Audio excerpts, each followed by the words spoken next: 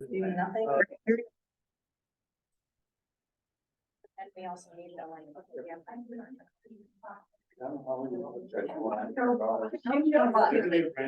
Jamaica.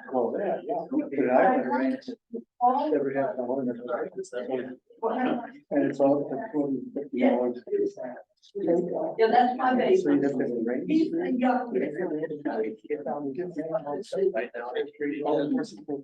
you, Mary. So. Okay, let's call this meeting to order. Yeah. Order of the ARPA Commission. First thing on the agenda is public comments. Anyone wishing to speak today to the ARPA Commission may stand, state your name, your address, and what you'd like to speak on. Okay. My name is Candy Hall. My address is 1370 Tanny Road in Oshkosh, and I would like to speak on behalf of Child Care Resource Referral in Kimberly. So good afternoon, and thank you for allowing me to take up some of your time today. I'm the Executive Director at Child Care Resource Referral in Kimberly. We have requested spirit funding for the infrastructure of a substitute program for Winnebago County child care providers, as well as offering some training, some free and reduced training for them. Child care is in a crisis, and what once was a field where people went into with just a passion has become a field in which programs are forced to just hire anybody. Anyone here can work in a child care center as long as they have can pass a background check.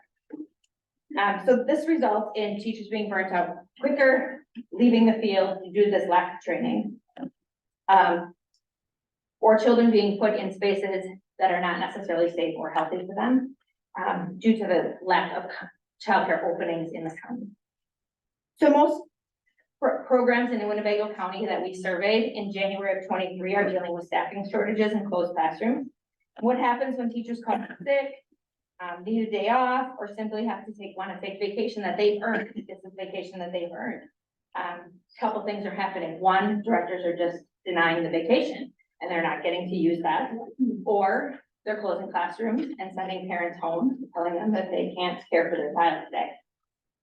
Or the third would be they're taking the children and just dispersing them into other classrooms, which is not necessarily the easiest for somebody who is new to the field and learning about their own classroom to kind of take on those children. And then we talk about family childcare providers who also need to do some of those things as well. And anytime they have to do those things, they have to close their program. To close their program, their families have to find alternate care and they lose income. Some of them, their only income, if they have to take off to take care of their family or themselves. We started a substitute program and a quality support specialist program in Wapaka, Outagamie, and Calumet counties using ARPA funds. And most recently, the one in Outagamie County started in October. On the first day of opening it up, within 15 minutes, we had more than 10 calls of programs that needed subs right away, like this week. Group programs have been able to use this time to give their teachers vacation time, planning time. Directors have been able to come out of classrooms and do the business part of their portion of their job that they need to get done in order to run a successful business. Family providers have said they've been able to take their son to a doctor's appointment.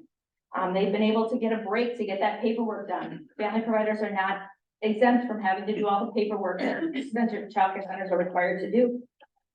So we've heard stories from family providers who said they had a C-section on Thursday, out of the hospital on Saturday, and taking children back on Monday. And that's not how we should be caring for our children or our community.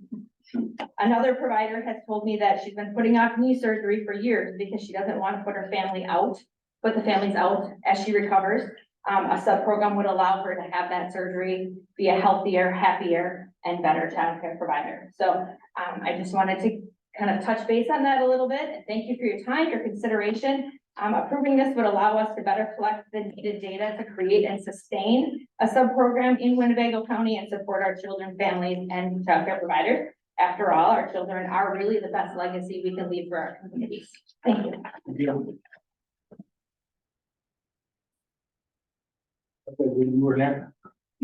Hey, Doug Nelson, 214 North 6th Avenue in Winnie County.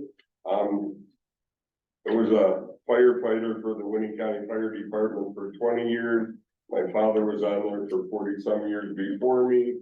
So of course I have great respect for the Winnie County Fire District. I realized that they did not request radios when that request came around. Just want to reread some of that resolution. It agreed at our last county board meeting, approving up to $2,100,000 of the Spirit Fund to be appropriated for purchasing radios and radio equipment by the Winnebago County Fire Chiefs Association to be distributed equitably among associate member fire departments. There's 15 departments. The way it kind of stands, 14 of them are going to get radios and money for chargers, etc. The only one department in all of Winnebago County that's scheduled to get zero is the Winnie County Fire Department. I don't believe that that is equitably. The way I understand it, the way I interpret it is the Fire Chiefs Association gets to make it equitable, not necessarily this group. We kind of pass that off to them. I would hope that they go per capita for the number of radios that that department has, for the number of fire calls. I think there needs to be more put into it than just this department asked for 25 radios, they get 25, you only ask for 5, Winnie County didn't ask for any. I just would hope that, I got a lot of faith in the Fire Chiefs Association. We're all in this together, and I hope that if they choose to include Winnie County in their equitable distribution, that is allowed to stand. I did also notice the bid came in at $2,031,000, and the resolution came in at $2,100,000. So somewhere there's 69,000 extra in there. So well aware. I believe the reason that they didn't request radios is Winnie County is really hoping to get an upgrade on the airboat. I believe that's still on the docket. That's why they didn't want to look like they were greedy. What we really need is an airboat, so we aren't going to ask for any radios, but I don't think they should be completely cut out of it. I don't think that's equitable. So just wanted to bring that up, and whenever it gets to airboats, I'm a firm believer in airboats. I was able to get out on the airboat a couple times, and it's something that we need on this lake and river system desperately. Next. Hey, Corinne, 321 9th Street. I am also District 5 Supervisor for the county. Wanted to let y'all know that. I want to also say that I am on the UW Extension Committee, and Steve Bender, our chairman, is all over childcare. He would like to know that childcare is addressed in our county because it is difficult. I also want to say that I have heard from Supervisor Nelson that historically they were responsible in getting their radios in Winneconne because, as I recall, there was a notice stated when they were last given to all of the municipalities. It was stated that you would not come back to the county to get more. And so this is the one place that took the responsibility, as I understand it, to provide their own radios. Specifically, I am here to say I have found being at these meetings so impressive. I am learning so much about what you all on this committee are doing and the background work that you are doing.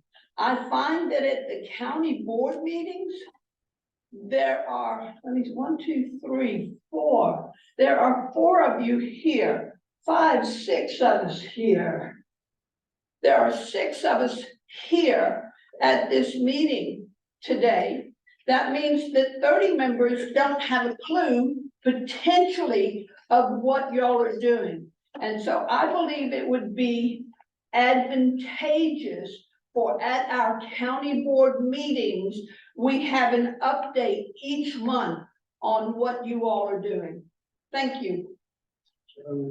Next. My name is Tracy Ogden, 8021 Cavendish Road.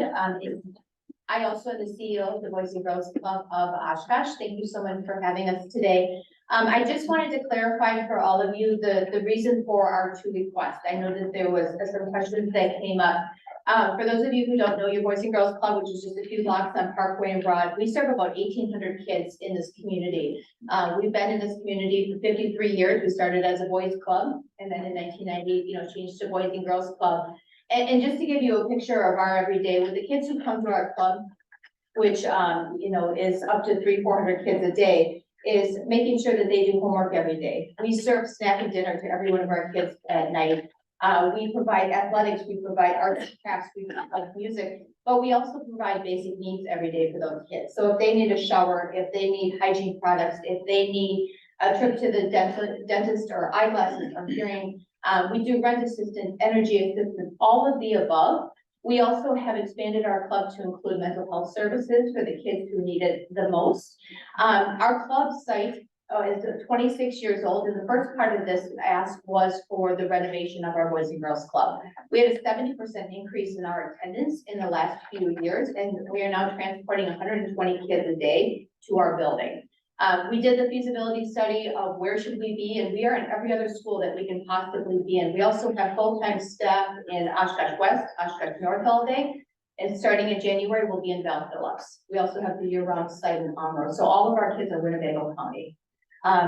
We've spent the last 18 months expanding our club to make sure that we can fit every child that needs to be there. We can go from 300 kids a day to 450 when this renovation is done. We're also able to expand our workforce development program.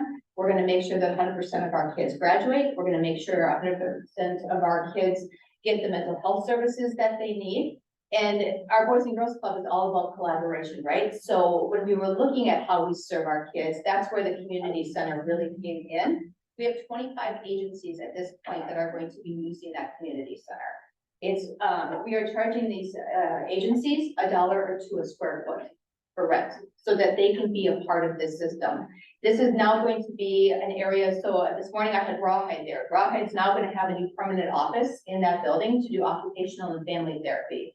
We have Community for Hope, we have the food pantry, we have the fire department, all of these wonderful agencies that are going to be using that space, so that when families come to us in need, whether it's Boys and Girls Club families or anyone in the community, they get to talk to one person, right? They get to go to Forward Services and get their needs met. They get to visit with Winnebago Health.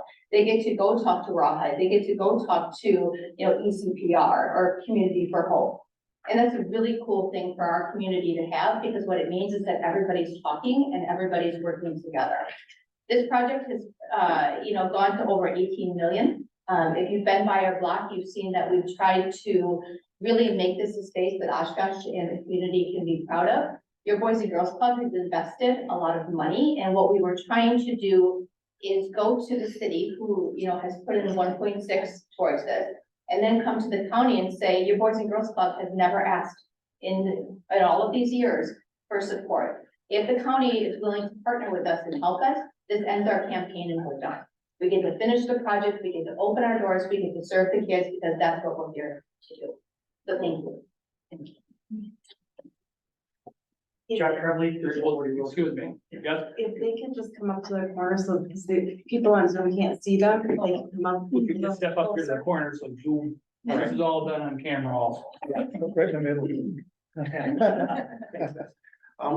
Jeff Tremblay, 3040 Wilderness Place, Oshkosh, Wisconsin. I am the current board president for the Boys and Girls Club. I just want to add on to what Tracy said. We've also partnered since the beginning of the current club location with Head Start. So we are basically, we have kids from 4 years old all the way up to 18-year-old. So, we run the entire gamut. Our board is 100% participation in this capital campaign. We've gone out and actively raised, you know, what? 17 million. $17 million, on our, you know, between all of the asks that we've made. We really believe that this is the biggest bang for your buck, here in Oshkosh. It's gonna have an impact on these kids that, you know, if you can help a kid and you can get them on the right path, you know, hopefully, they're gonna be good for life. They're gonna be, part of our community. They're gonna be giving back. So, I just wanted to say that, and thank you so much.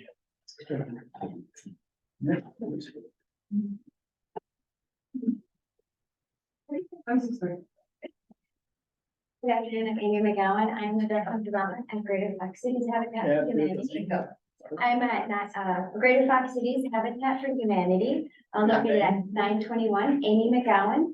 I'm the Development Director there. And we are, part of the proposal that you'll be reviewing today is for $500,000 to build 10 affordable homes over 3 years in northern Winnebago County. That's a mix of new homes and rehab homes. And we're not lobbying just for this project, but just for the unmet need of housing in general throughout our community. We know that too many families are facing impossible trade-offs between food, education, healthcare, prescriptions. And what's happening is that over the past 5 years, home prices have increased 55%. And that really puts a huge impact on all families. Middle income families that were searching for homes are now looking at the starter home range.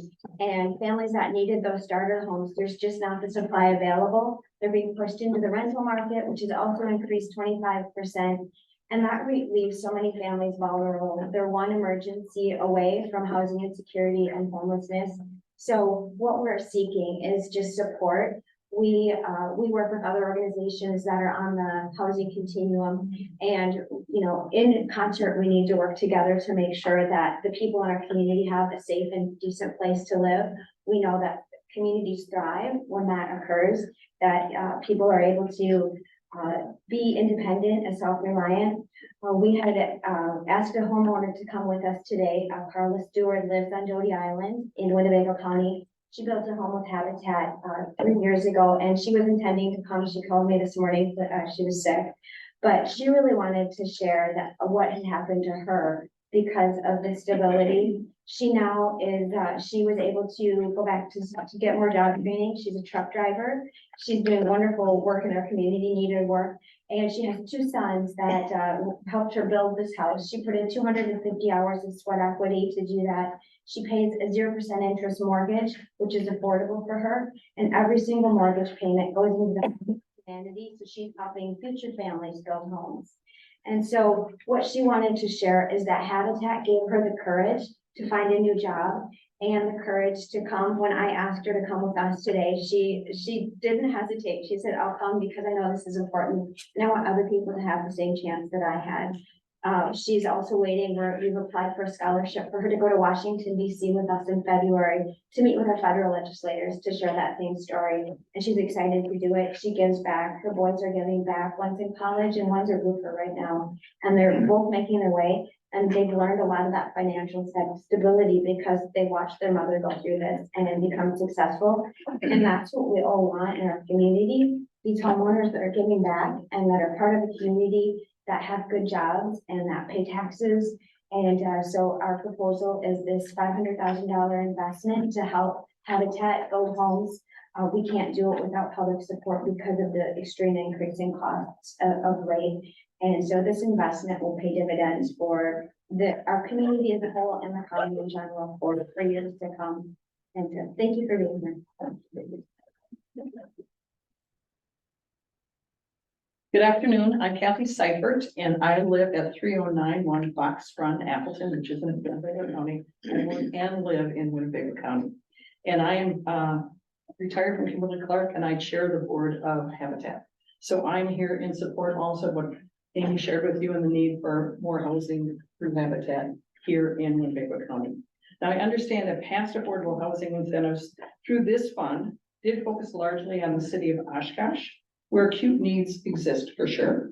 However, communities throughout northern Winnebago County Menasha, Nina, Fox Crossing, and the city of Appleton, Winnebago County, face similar urgent housing access issues that present barriers to stability and growth in our region. Menasha, for example, struggles with aging housing stock, nearly a quarter rated as low level. Yet market pressures allow little incentive for private developers to build an adequate supply that residents can afford, especially entry level. As I talk with major employers throughout our region, struggling to attract and retain talent, I can attest that lack of affordable housing inhibits regional growth and prosperity. Public-private partnership is imperative to correct this imbalance between supply and demand. Our county's growing diversity in younger generations especially feel trapped, unable to envision a future here, even if passionate to stay near their families. Infrastructure matters, but housing cannot remain an afterthought. The health of our economy directly correlates with ability for all workers at all levels to establish stable households and spend money at local businesses right here in our county. I chose decades ago as a young businesswoman to plant roots here because opportunity felt attainable. I fear if we do not course correct, and soon the geography enjoying our tax base may no longer reside within Winnebago County. Nonprofits like Habitat shine light on the problem, but cannot shoulder the weight alone. The public sector must recognize housing as economic and social infrastructure that benefits from investment. The vitality of our future workforce, tax base, and collective quality of life hangs in the balance. Let this moment signify a positive turning point. As leaders all around the table and on our screen, equity calls us to distribute opportunities for safe, affordable housing more evenly, so all families who call this county home can take root, invest in our communities, and help our community grow. So on behalf of all the employers throughout Winnebago County and the board of directors at Habitat, we deeply appreciate your consideration, your vision, your courage, and your support. Thank you.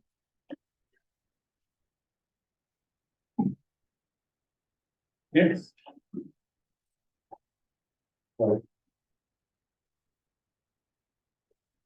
Hi, I'm Jason Schulis. I am the executive director of the Fox Valley Data Exchange. Fox Valley Data Exchange is based at 1455 Midway Road, Menasha, and I'm based in 621 East Sheffield Lane, Appleton, Wisconsin. Fox Valley Data Exchange is a community serving organization we formed in May of 2023. The primary purpose of that is to centralize and make data more accessible at the community level on a website that contains hundreds of the most current and accurate maps, trends, and rankings on local data points in many sectors. By highlighting these trends over time, the data exchange can provide additional analysis to make data more accessible. And the data exchange will manage local data at the community to also integrate the local data into the entire overall data set. As been heard, data is the new oil.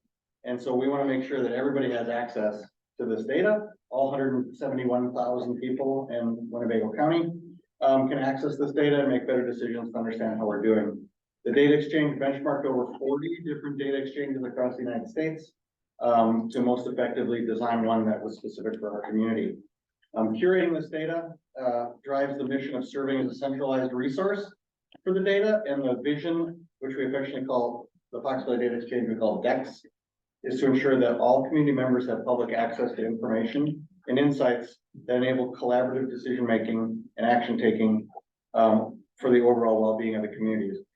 So, data included in the DEX will span topics such as education, transportation, income, housing, crime rates, workforce, air and water quality, and much, much more. The information can significantly contribute to the services provided by Winnebago County, County Strategic Planning, Sheriff's Office, Housing Authority, Public Health Department, GIS team. The website's designed to include Winnebago, Calumet, and Outagamie counties, and the underlying infrastructure scalable for future expansion.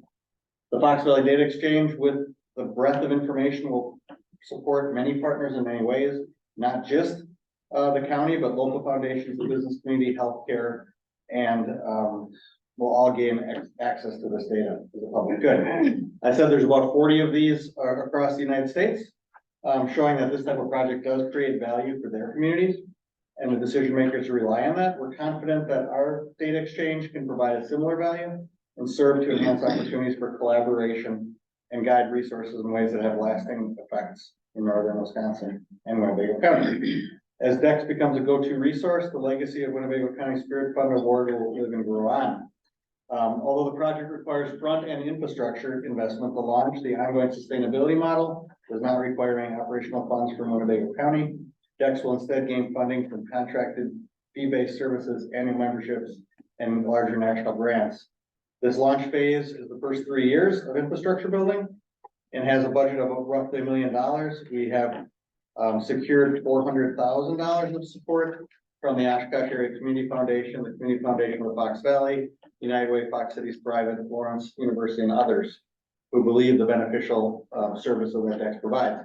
Funding applications have also been submitted to ARPA commissions in Outagamie and Calumet counties. And we're seeking $300,000 from the Winnebago County Spirit Fund. We appreciate Winnebago County supervisors for considering the financial support for the Fox Valley.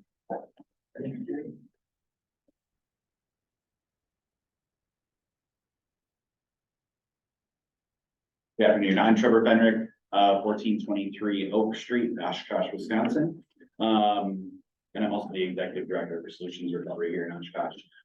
Very grateful to be here today to talk about what we've been able to accomplish as a community, as a recovery community, and as a county over the past several years to support individuals struggling with substance use in our community. In addition to their families, employers, and friends. Solutions Recovery started as a recovery community organization in 2008 when 2 organizations came together to support the growing need for services, community, and recovery in our community.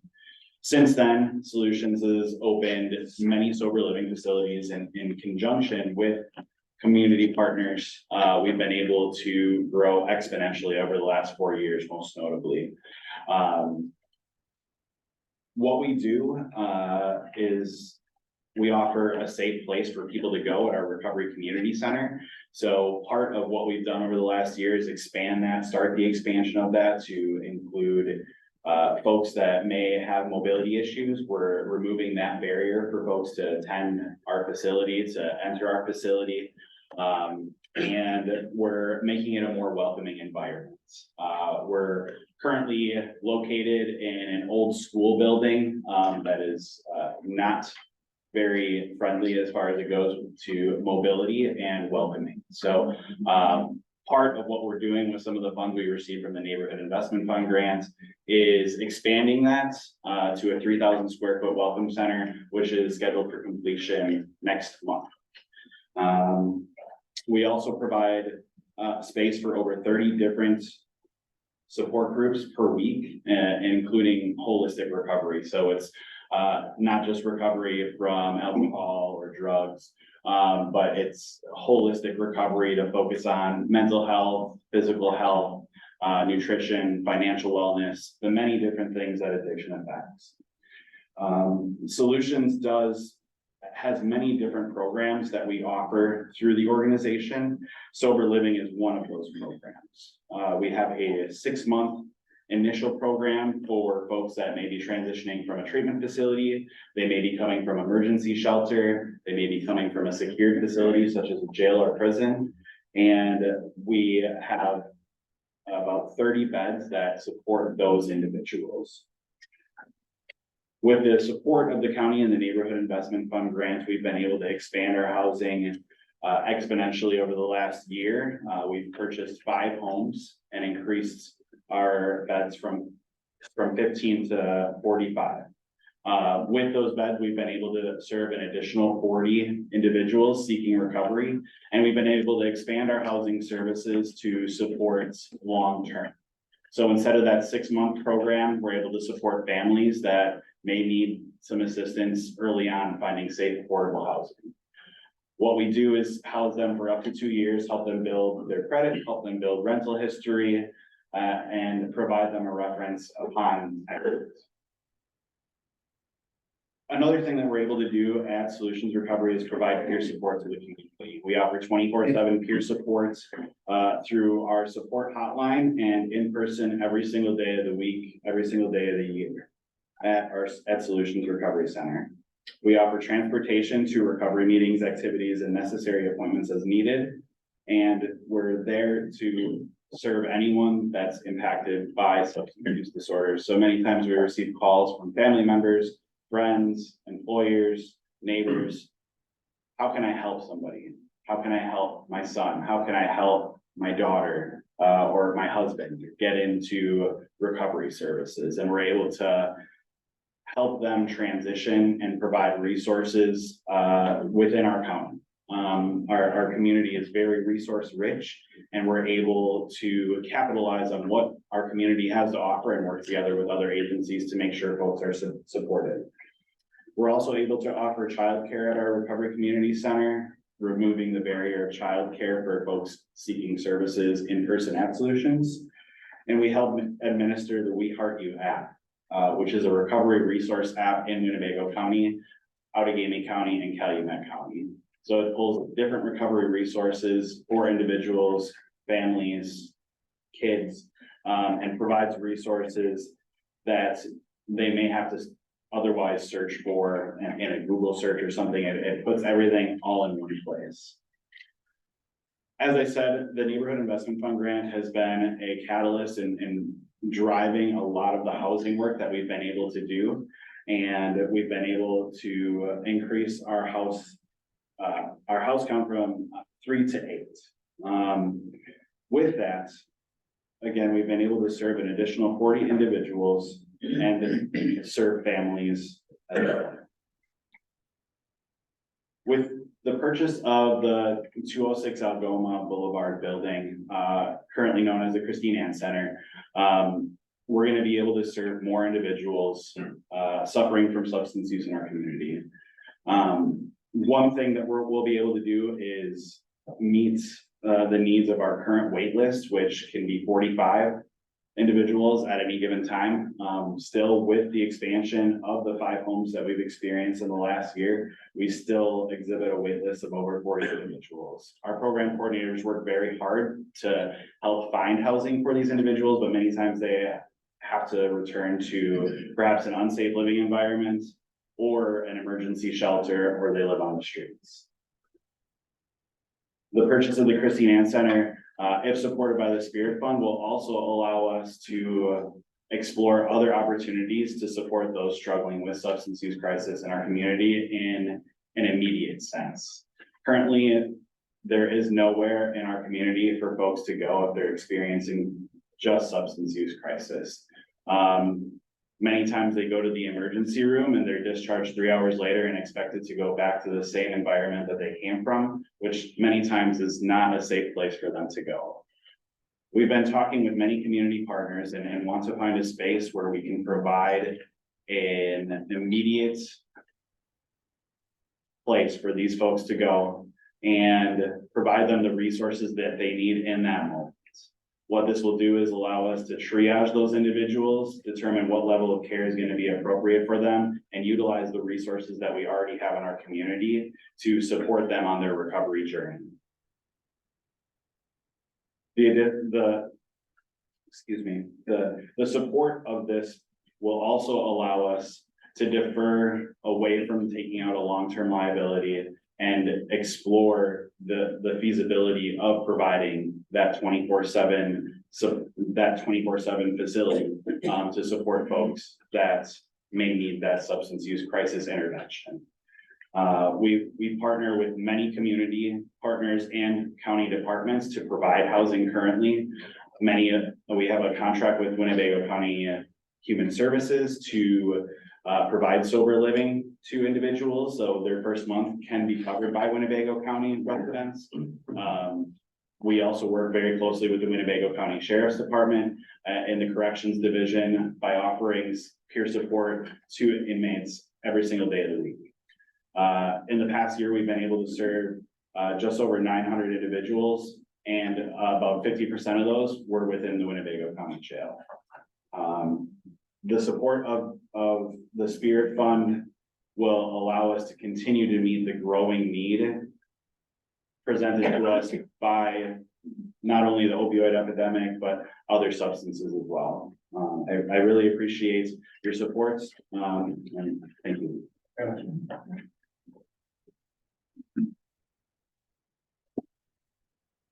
Hello, Dave Mack, 222 North Oakwood. I am the captain of the sheriff's office and the current jail administrator, and I'm here to speak in support of the request for using Spirit funds to purchase the existing Christine Ann building on behalf of Solutions Recovery. I've had a relationship with Trevor and his staff since September of 2022. They are a critical piece of our new program in the jail, our SNILE program, our sobriety treatment and assisted recovery program. They provide two of the three key cogs to this program. First, they meet with our inmate participants while they're in our jail. They're coming in, providing peer support, the type of support that obviously can only be provided by people that have been through recovery themselves. And then they build on that support that they're providing in the jail to continue the relationship outside of the jail once they've been released. They connect our participants with community resources as well as the recovery community once they've been released from our facility.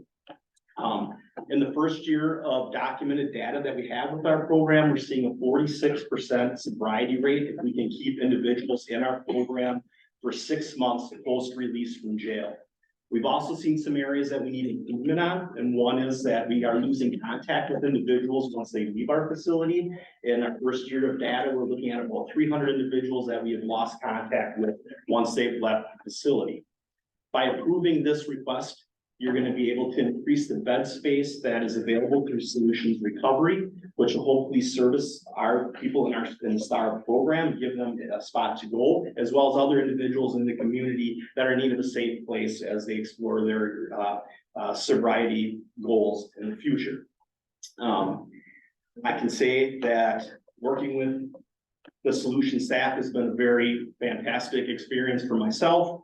Very eye-opening. They do a fantastic job in the jail. And I understand that as a jail administrator, the budget restraints that come through Winnebago County, and also understand the responsibility to be good stewards of the Spirit Fund that each of you are being tasked with. But I can assure you by supporting this, that you're going to be investing in the future of Winnebago County. It's in nobody's best interest for us to continue the revolving door of arresting people and bringing them to the Winnebago County Jail that suffer from substance use disorder. We need to offer them an alternative that we can provide an opportunity to them to achieve sobriety. And I believe supporting Solutions and our program is that. So thank you for your time. Supervisor Bender and Ray. Yep, we're going to finish our people here for. Yeah, if I could start. Hi, I'm Brandon Ansel, 321 Mason Street, City of Oshkosh. I've been brought in today in support of the Damascus Road project, particularly as a professional confirmation as to the work that they do and what they've done in the community, City of Oshkosh, Winnebago County. They're going to talk to you about their project, specifically the topic of human trafficking, even further in detail, sex trafficking in our area. And one of the reasons I think I've been brought in as a professional contact and confirmation is that a lot of people will think sometimes, is this a City of Oshkosh Winnebago problem or Winnebago County problem? And I'm here to confirm with the Damascus Road project that yes, in fact, this is a problem that does exist in our community. Prior to the current position that I'm in now, I did work in our vice narcotics unit for the City of Oshkosh. Part of the job that we did was investigating human trafficking, whether it be labor trafficking or sex trafficking in the City of Oshkosh and Winnebago County. So again, a lot of people wonder, is this an issue? Do we need to resolve this? And why do we need somebody like the Damascus Road project? I can tell you that over the years of my experience as a law enforcement officer, the way we view human trafficking and what happens with our investigations has changed. We are gaining education on a daily basis, monthly, yearly basis as to the best way to cope and deal with the problem of human trafficking, specifically, again, sex trafficking. But when my career first started, it was really, quite honestly, we find somebody that would be quote unquote arrested for prostitution. is what we would call it a lot of times at that time, and they would go to jail, and there'd be no follow-up, no help, no, hey, how can we get you to a better life and change so that this doesn't keep going on in the community. Along comes organizations like the Damascus Road Project, and they've helped us along with community education, law enforcement education, law enforcement, training, as far as helping us get to places where we need to be to get up to date and have a firm understanding of what the problem is with human trafficking, why they did it, and maybe why it's not necessarily criminal always, okay? So, again, while doing these investigations, I can tell you that there's certain, I can't go into necessarily all the details, but certain types of investigations that we may do in the city. If we work a 10-hour shift, we can continuously arrest people for that entire 10 hours. And the only thing that stops us is that the shift is done. All right, there's other times when we're finding victims that are even juvenile, they're children that need assistance. Again, if we don't have somebody like the Damascus Road Project that comes in and helps and gives services as far as follow-up, treatment, a safe place to go or a safe person to talk to, law enforcement a lot of times has their hands tied as to what we do. We investigate, arrest, and don't know what to do a lot of times with these people. A lot of times as well, we may do an investigation and initially it looks to us like there's a criminal act of prostitution going on, and through organizations like the Damascus Road Project and people that can come in who maybe have a different viewpoint or a different way of looking at this and from a professional angle that they have, find out that this person that we maybe would have arrested in the past is part of something bigger throughout our community, the state of Wisconsin, or even the country, and they're more able to talk to them, and victims are more willing to talk to somebody that's not a law enforcement officer to get treatment and hopefully come to some sort of solution and remedy in this. So as we segue into the ladies that come and talk about the Damascus Road Project again, I am here to tell you that it is an issue in the city of Oshkosh and Winnebago County. It's a growing issue, and it's something that we don't have the resources always to deal with. All right, so now I will leave you with whichever one is going. Thank you. My name is Deb Allison Osby. I'm at 1824 Mitchell Street here in Oshkosh, 54901. I am the volunteer business and communications director for Damascus Road Project. As you are all well aware of Damascus Road, you've heard from our organization a number of times over the last number of months. So first of all, again, I want to thank you for the time and effort that you have all given regarding the Spirit. We know that as you would know, as a public servant, sometimes it's a thankless job, but the contribution is needed and we certainly appreciate you. We wanted to give you a courtesy update before we make an announcement to the public regarding the current space that Damascus Road is operating in. Our current space, which we have been in 4 or 5 years, is inside 404 North Main Street. And during this course of time, the owners of the building have done an amazing job of promoting it as a wedding and special event venue. They have been so successful that they need our current space. And so therefore, we have secured another temporary location until we find our permanent home. And we've been blessed to find a location that will suit our temporary needs at 1528 Oregon. So I wanted to make sure that you are all well aware, because we've not made a public announcement to our donors or sponsors in the community at large. So we didn't want there to be confusion about, site potential site selections. So in regards to the proposed site, just wanted to make sure that you're well aware that we want to be amazing stewards of the dollars that we've discussed with you that, we are hoping to receive from the Spirit funds. We are continuing to work through on the proposed site state code, city ordinances, as well as doing our due diligence on the project. So we certainly appreciate your consideration, and we look forward to hearing what you all think. So thank you. Lisa Sunholz, 404 North Main Street, Oshkosh. So I just wanted to say, we've been in front of your committee so many times, and I don't want to take any more time. I think we've been doing this. I think this is our 7th or 8th time to speak in front of you. So I just want to thank you for all of the times that you've allowed us to speak and for you to take consideration of us asking for this money. So I just really want to thank you for your time. Anyone else out here in the public who hasn't spoken yet that would like to? Not seeing any, we'll go to Zoom, and I believe Supervisor Bender was the first hand I seen go up. Hi, this is Steve Binder, District 13 County Board Supervisor. I would just like to comment on the UW Oshkosh. When they closed down the daycare, they told us back in the spring that they no longer were going to stay in the daycare, and they were going to close it at the end of June. And we were fortunate enough to get the YMCA to step up and basically take that over. I mean, I had people calling me that they had no idea where they were going to put their children. One woman basically was in tears saying, we have a mortgage payment, one of us will have to basically quit our job and we're not going to be able to make our bills. So I think whatever we can do to help to make daycare affordable is something in a step in the right direction. Like Supervisor Aran said, we have a person in the office at the extension. She has 2 children and she pays $26,000 a year for daycare. She goes, we'd love to have another child. We can't afford it. I don't know what we can do to make it more affordable, but a step in the right direction would be to help them financially, maybe to get by a year or two so that they can continue to serve our needs in the valley. And we have so many employers that need workers, but a parent can't afford to work if you have to basically pay that kind of money for daycare. And it's just something I think that we really need to look at and help them as much as we can.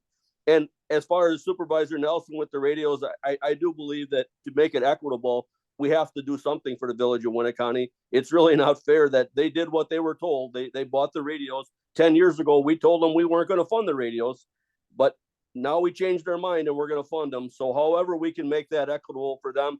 I know they had some other projects in there, and maybe we basically push that project through so that they can put that money back. But I think we need to help them in one way or another. Thank you. Anyone else on Zoom wishing to speak? Anyone else on Zoom? Anyone else on Zoom? I would like to speak. Where is she? I'm Barb Tangastal. Thank Go you ahead. thank you. I appreciate being tasked with administering the federal relief funds that comply with intent and purpose. Can seem daunting, and we're really pleased that at First 5 Fox Valley that you're diligently creating a vision and prioritizing these funds. We believe early childhood services, along with childcare, is critical infrastructure that allows parents to work and young children, particularly in critical periods, like from prenatal to age 3, to grow and develop in a safe, caring, and stimulating learning environment. But in order to provide children with an equal start in life and to strengthen our economy in ways that reduce a lot of disparities, and you've been hearing about how parents can't find childcare, they can't afford it, that children are falling behind. And we feel that at First 5, that a thriving community requires really a robust vision to make a high impact investment in our youngest children. And we know that COVID-19 affected children's development. It was devastating. And we have utilized the Help Me Grow program, which has been, you've heard us several times. We're watching you all the time and giving you feedback and background information, more information that you need. But we respectfully ask that you consider supporting the Help Me Grow program as put in through our application to really support early childhood development. We work alongside our partners like childcare resource referral, like early intervention, helping with developmental screenings for children, keeping track, working with families to give them the resources they need to really make a an effort to strengthen their families and our local economies too. So thank you for that and for the opportunity to stand in support of the application that we've submitted. That's all I got for you. Thank you. Okay, not seeing anyone else there, we'll consider this part closed. Approval of November 7th meeting. Move to approve. Second. Motion made and second for the approval of the November 7th meetings. Any discussion? Not hearing any. All those in favor signify by saying aye. Aye. Opposed, say nay. Carried. I'd like to let you know that Supervisor Borchardt and Mr. Galloway is asked to be excused today.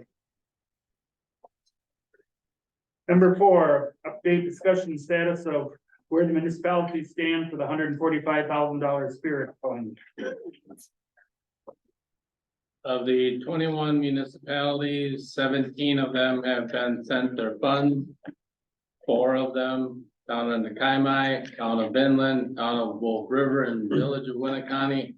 I am still waiting for documentation and or what they want to do with it. So, I have sent an email. I'll send another email to them relating to, you know, getting information or how they want to do that. The Kaimai said road projects, but then they submitted only like $75,000 worth of road projects, and most of it was for maintenance, not for new roads. So I'm trying to get more information on them for municipalities.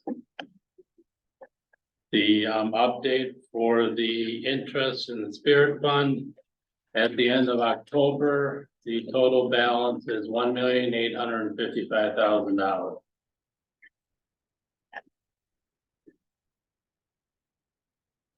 Okay. Thank you. Any questions on that? All right, number 6, discussion and possible action resolution approving dollars for the Spirit Fund government identified the community project category to assist in the purchase of renovation of new facilities for the Damascus Road project. Are we gonna do the inputs? Just did the interest for it. Number 5. We just did that. I'm just, so there any further discussion? That's what I asked. Nobody said anything. Did you have discussion? I asked for discussion. Nobody said anything. I'm sorry, I got by me a little bit there. Can I go back? Sure. Let me thank you for putting that together, Paul.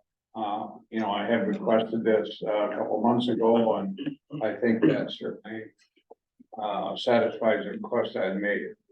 My calculation, based on the information you gave us, is that we have $2,560,559 remaining for distribution. That does not include, of course, the interest or accrued interest that has accumulated. Would you confirm that number? How much is remaining for what? Distribution to applicants. You might not have that because it's not on your bill. Well, actually, How much do you- he's got a total of 2 million? 134, so I took that from the original number appropriated, which was a little over 16 million. And I come up with 2,560,000. I think it's just a second. I gotta get that. Which really affects the appropriation, if that's correct, that we're gonna be doing today. So you should be aware of that. Yeah, it should be on page 2. I didn't go over that part. The amount approved was a total of 14 million, but that's looking at all projects. That's not necessarily just looking at the 16 million. That's looking at the full 33.9. I did not put together the, some of these projects are what we call the government identified projects. Some are the community government projects. So this is a list of all of the Spirit Fund projects. It's not split into the 50 and 50. So I'd have to put together the 50-50, which I have on my computer. If you want to, you have that up there. I have the main spreadsheet. Column H, is showing out of the government identified projects, so those are the community, so that is what has gone on to the resolution or has been appropriated. Column I is where we kind of quasi threw out our max and minimum. So if we gave the max, that's column J. If we gave the minimum, that's column I. So those were just in our discussions as Cassie was recording what we had said, the minimum amount we would want to approve. So you're showing, 6,344,000 remaining? 500, Yes. yes, 6,000,003. 6.3, yeah, I'd agree with that.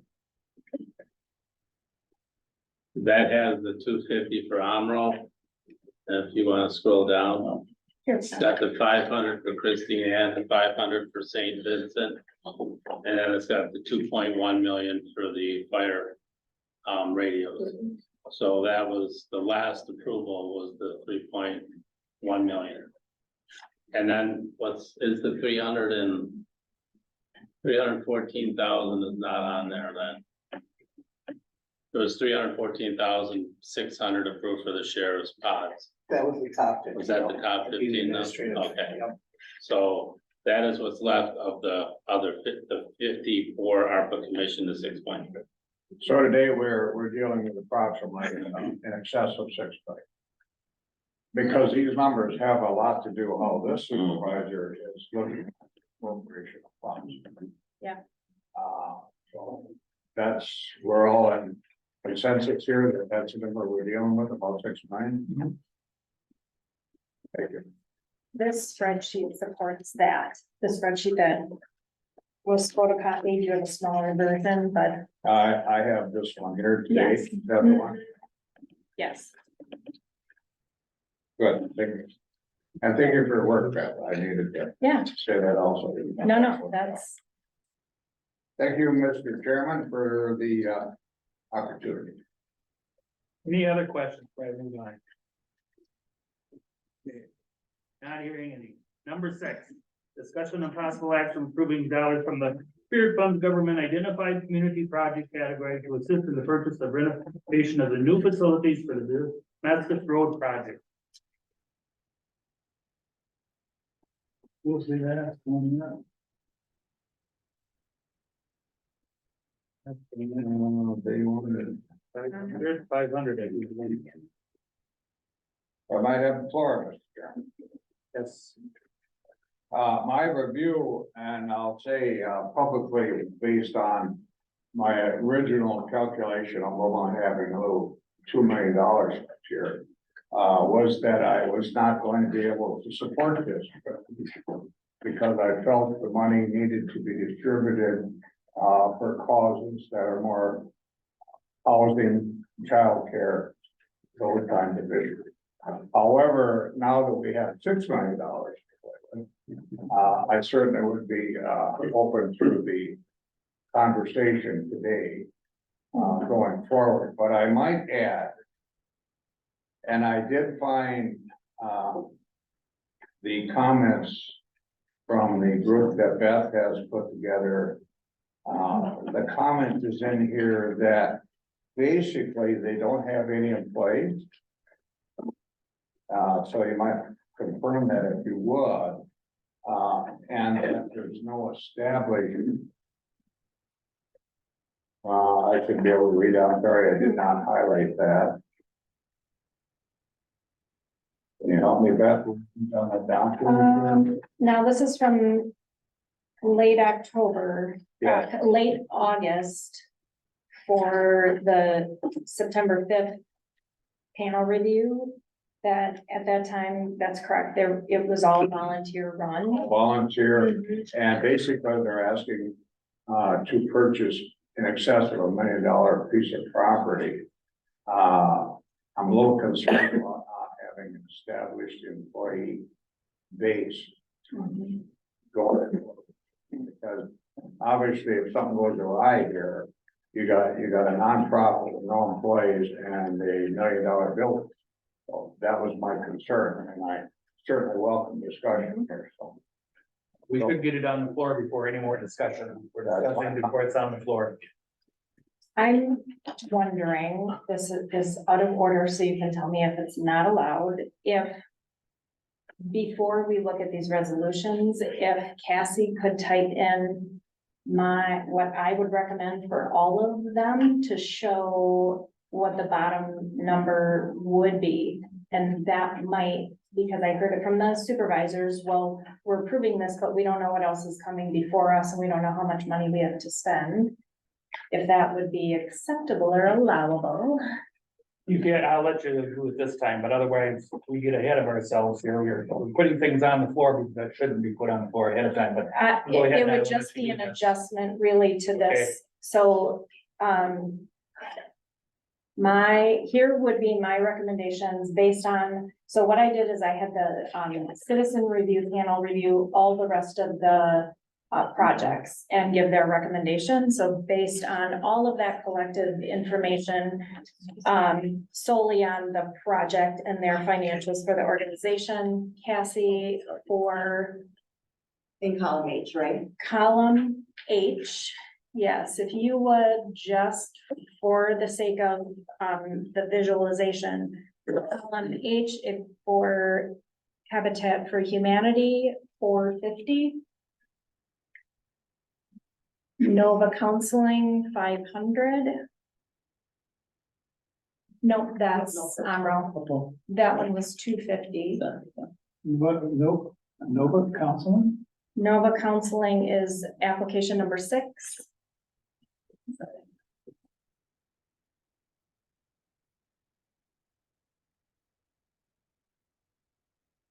That's 250. I had 500, yep, and then Amro is back to 250.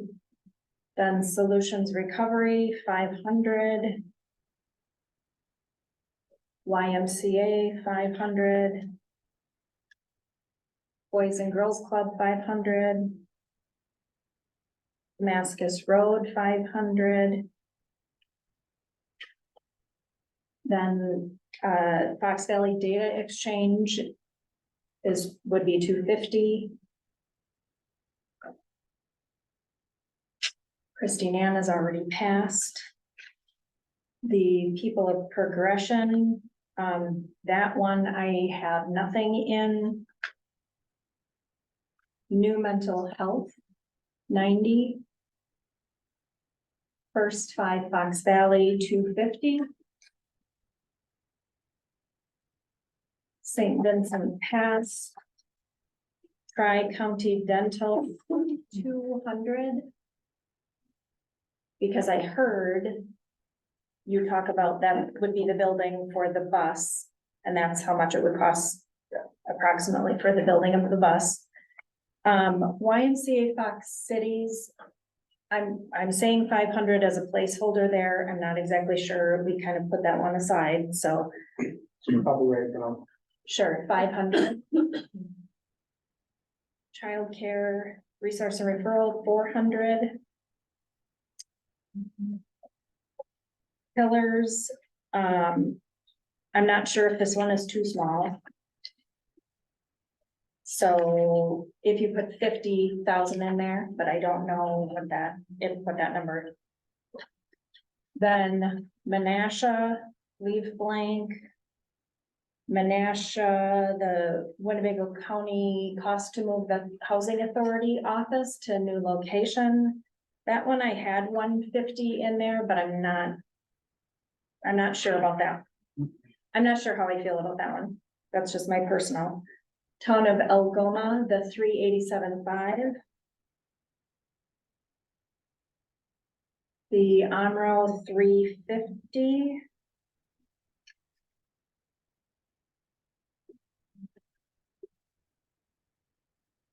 Skip the water, skip the 12. No, oh, yeah. Nina? Yes. Yeah. So that one, 350, What, you know? that's Amro. water. Skip the engineering. These are just based on some conversations that I heard. And then if you go down to application 66, which is Winnebago. So what, did you put something in engineering? No. Okay. Winnebago barn, 150. Yeah, that's that one. Yep. The next Winnebago improvement at 165. And then the Nina Menasha fire at 500.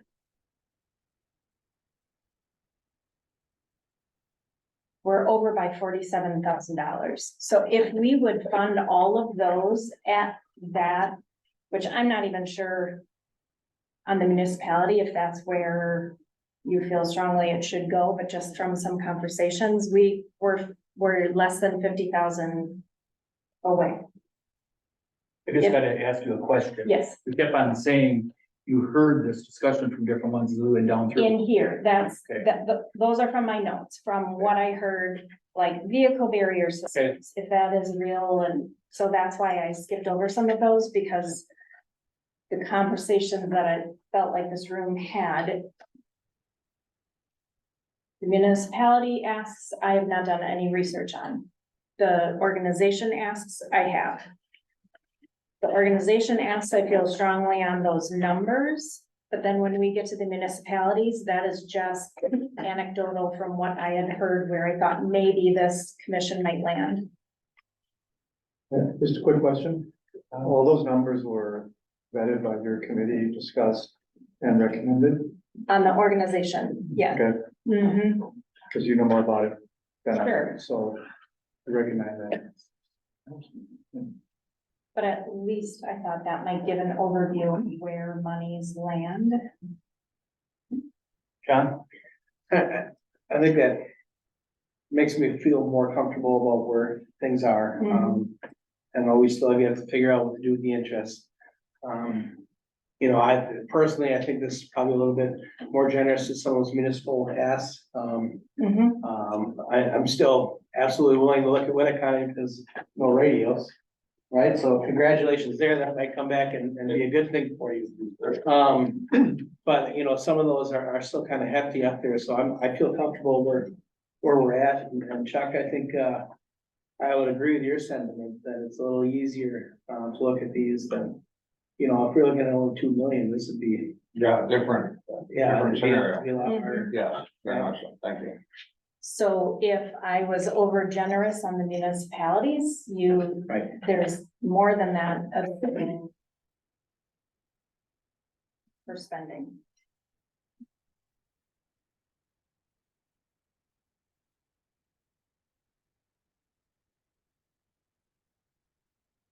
Maybe done. No, you don't get your Christmas. I'd like to, Quite. make a motion, approving, we'll go with $500,000 in the Spirit Fund's government identified projects category to assist the purchase and renovation of new facilities for the Damascus Road project. Wait a second. Wait here a second. I'll second it, just for discussion. See where everybody lays, nobody wants to say anything, so.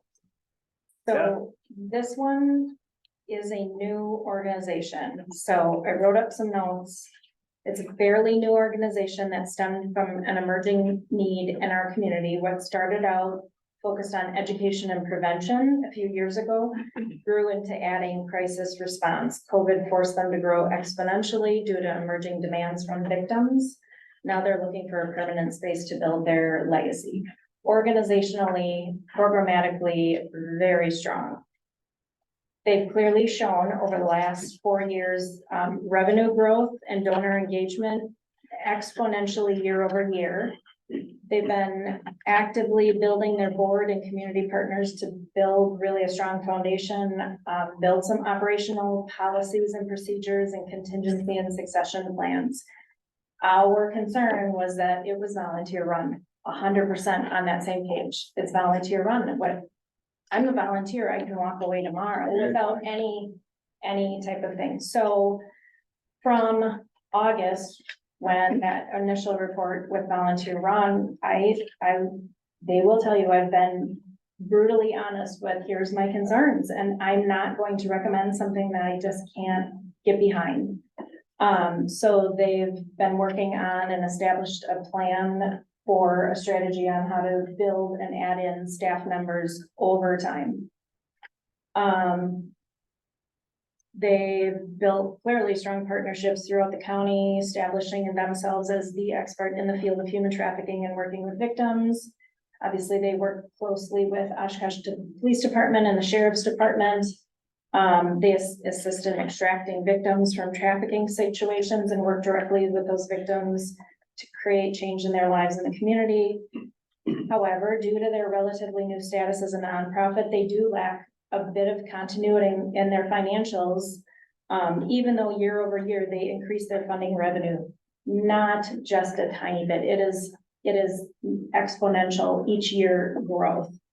There just isn't enough historical data that would easily demonstrate longevity. When we're talking about the YMCA that's been here forever and has all these systems in place, easy. This one is a little harder because there isn't the trend. So there's no indication, however, that the community is waning on their financial or organizational growth or support of Damascus Road. So if the commission feels this is a worthwhile project and an initiative that the county should support, then I'd recommend their funding their building project to allow them to grow. According to what it says here, they've participated serving over 300 clients and educating over 6,000 community members. So, and looks like it's pretty all the way Larson, Oshkosh, Amarillo, Manassas, Neenah, Fox Crossings, Winnie County, Winchester, many of the smaller townships. So, it looks to me like they're trying to, and I agree that, yeah, maybe they don't have anybody, but maybe sometimes volunteers are just as good. If they really want to get behind something and volunteer, that must mean they really believe in something. Sometimes I know some people that get paid and they're not as good. Tom? Yeah, when I financed a lot of startup companies, the last thing I ever let them do is buy a building. There's so many other needs that they have to use money for. And I'm not exactly sure what this organization will do with the 10,000 square foot, $1 million facility that I don't know much about it, that makes their organization better. The questions I had were, $230,000 sale a year ago. So it seems a little pricey right now, and then another 500 to improve it. My main question was, how else can we support them? But I'm comfortable giving them $1 million building for a organization. I'm not sure who will be in the building. But those are my thoughts. Any other discussion? Yeah, I totally get what you're saying. And at this point, I feel like they're committed. So I'm because I think they've already committed to the building. That's right, not our problem, I get that. And I guess one of the things that, and I don't know if this is fair to compare, because Oshkosh Kids Foundation was pretty new too. They got some pretty strong financial backing to make their project go. So I agree, and I mean this. When I look at the mission and I look at the people and how hard they're driving and how quickly they've been learning, and how eager they are to get on the right track. That gives me a little bit, and it makes it a harder decision because it's not a clear no, for me on that. I'm willing to support this, but I think it's gonna take a lot of walking alongside this organization, pass through this, whether it be with the Sheriff's Department. I know they've been working strongly with you and Solutions and with the Oshkosh Police Department and other partners that we have. We're gonna have to make sure that we wrap around them. But Tom, I get what you're saying. It's the building that's scary. Why do they need a building $1 million building to further their cause. And I think, a couple $100,000 here or there in overhead and operating to expand their base and their use would be better than putting in bricks and mortar, and I'm not sure who's in the building. Anyone talk about No, I was saying that echo some of your same sentiment here. So, I support yep. everything they do times 2 or 3. Just wish I could find another way to. When I posed a similar type of question, it was, well, we obviously need items because people are coming in off the street and that's what you have. Right. And it would also allow room for growth. That is, so I am relaying what. Yep.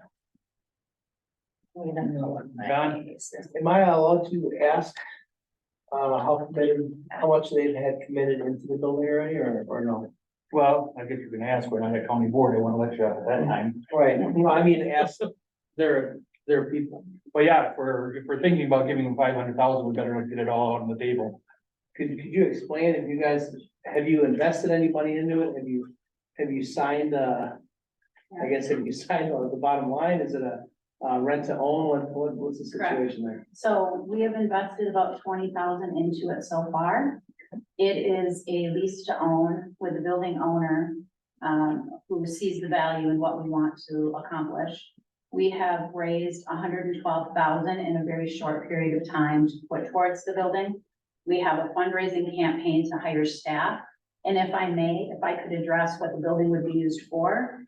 So I started Damascus Road actually in 2009. So next year it will be 15 years.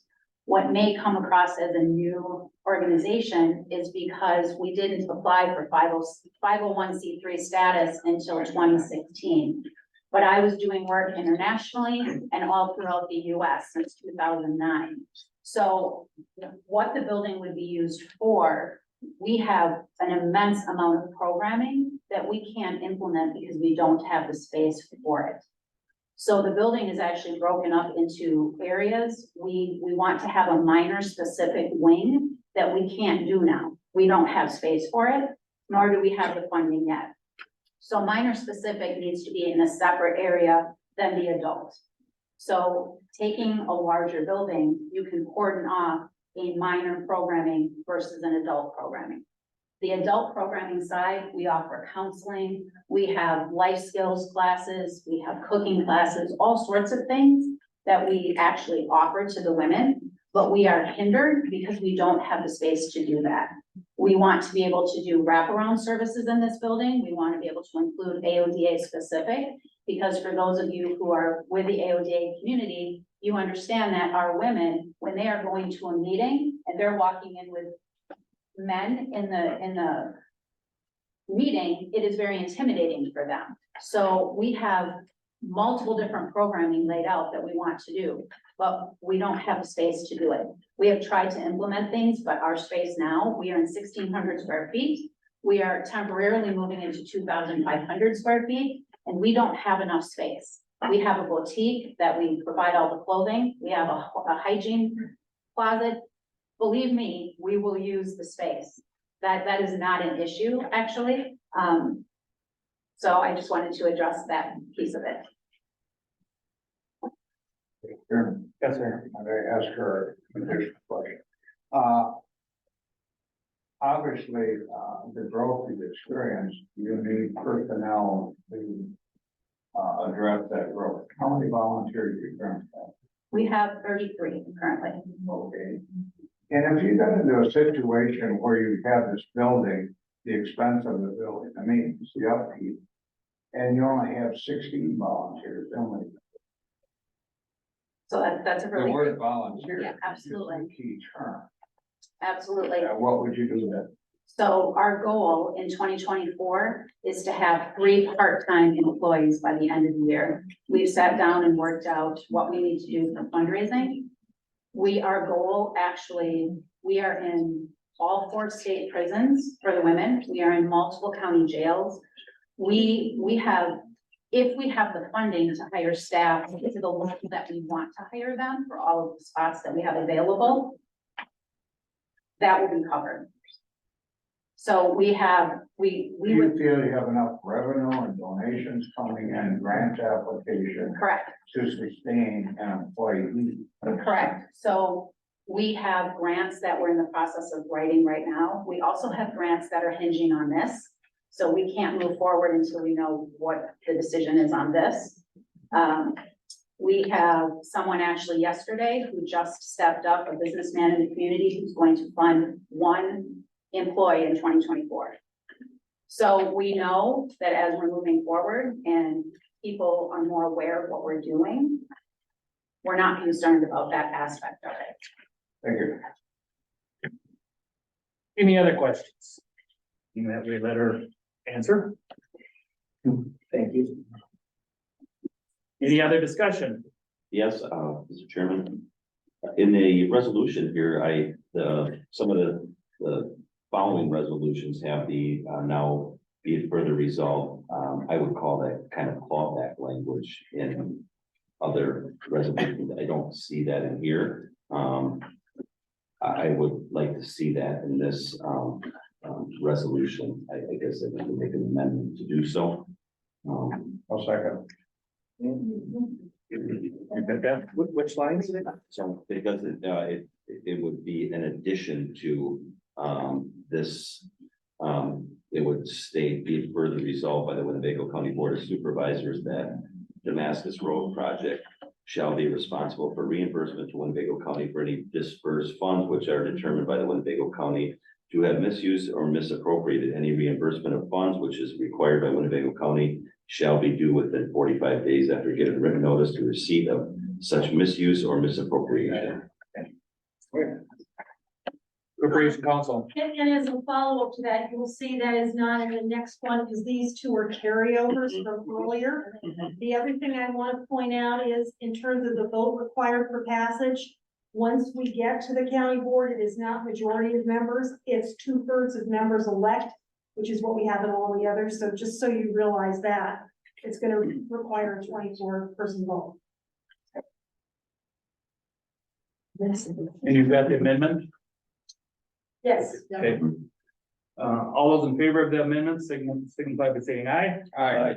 Opposed, say nay. Okay, the amendment is added. Okay. So now we'll, anything else on this? We'll have roll call then for, approving of $500,000. Egan, Yes. Demo, Aye. Buck, Aye. Cox, Aye. Barry, Aye. Belter, No. Oswald, Aye.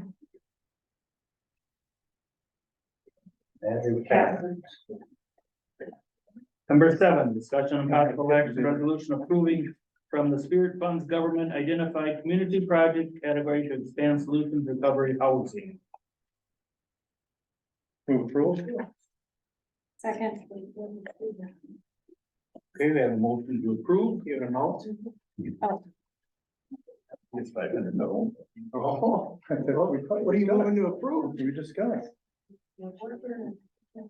Sorry, nothing. Here are my recommendations.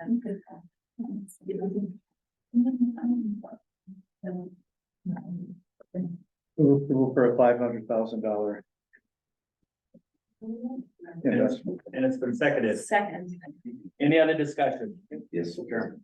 Mr. Chairman, I'd like to make an amendment and add the be it further resolved, as the last, resolution stated. I can read that. No, they've got it already. Amendment is the same as the last one. Any discussion on the amendment? We don't have to make that on the 2/3, that'll just clean that up Well, I as just well. wanted to put that She'll as bring well. that up, but we're gonna get the amendment first. Okay. On the amendment, any other discussion? Not hearing all of Was the there a favor, second? signify by saying aye. Aye. Opposed, say nay. Carried. Corporation Council. In terms of the vote required for passage, again, this is a carryover from earlier. But under statute, the vote required is not majority of members present, but 2/3 of members elect. So I would ask that that be referenced on line 31. If you need the statutory reference, 65:90 sub 5. You'll have that all written in and everything, so we know all that good stuff. Okay. Number 7, discussion. Oh, I'm sorry. Sorry for you, hold on. Beth? Yes. As I'm reading this resolution and the next one, which is Nova Counseling Services. Are they both providing some similar services? I mean, I drew the conclusion as I'm looking at them that. Yes. They're almost duplicating in some areas, so.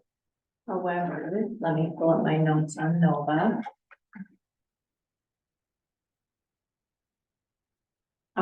Nova application is for their Terra, which is, sorry, too many programs.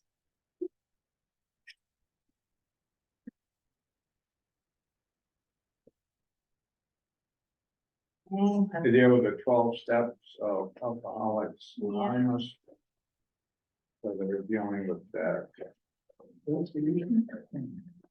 I'm reading from Nova. No. Apparently there's some similarity between the two. Although I do realize Solutions is more coordinated and aligned with the county jail facility, would that be correct? As opposed to the other one, do you use Nova at all? No. Yes. Same.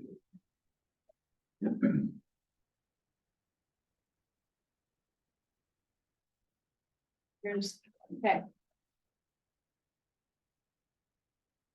So is it okay if I talk about Nova instead of, even though we're on the resolution? We're on solutions here right now, so finally go down solutions. Right. Well, I was just looking for that comparison. If you don't have that, that's fine. Sure. We can move on. The Nova request is more geared for just a transitional program space. Create space for women instead of the original plan to create a transitional space for men. So, John, if you have more to add, please. I You're do, more aware. right, and I'll do that when we're at the Nova. Okay. All right, motion made and seconded, amendments been added, and passed. Go ahead for the $500,000 on number 7 here for Expanded Solution Recovery Housing. And all the discussion's been done. Roll call. Egan, Yes. Demo, Aye. Buck, Aye. Cox, Nay. Barry, Aye. Belter, Aye. Oswald. Aye. Number 8, discussion of possible action resolution approving blank dollars from Spirit Fund Government Identified Community Project category to help Greater Fox Cities Area Habitat for Humanity build or rehabilitate 10 homes in northern Winnebago. I'd like to make a motion. My motion is gonna be approving up to, instead of the 450, the 500,000. For the Spirit Fund Government Identified Projects category to help Greater Fox Cities area habitat for humanity, build or rehabilitate 10 homes in northern Winnebago. Second. Motion made and seconded. Any discussion? Any discussion? Any discussion? Quick comment. This is a good way to get, how many homes built? 20? 10. Well, I mean, it's actually affordable and they do a great job. Yeah, and if I may, Habitat's model, it's not just 10. I mean, it keeps coming back and so this is gonna give them a good head start in the program, and it keeps rolling downhill and more, so. Roll call. Wait a minute. What is the dollar amount they're putting in there? 500,000. As John, are you raising it? It wasn't on there, he just made it. That was the word he made. best recommendation was 450. I'm going back to 500. I think there's some wiggle room in the municipality that we can get there. It's in here at 5 in here. Yeah. Mhm. Yeah. 5 is So what what, collectively we had said, I'm so sorry, Yep. it's a minimum amount. Any other discussion? Any other discussion? Not hearing any roll call? Egan, Yes. Demo, I, Buck, Aye. Cox, Aye. Barry, Aye. Belter. Aye. Oswald. Aye.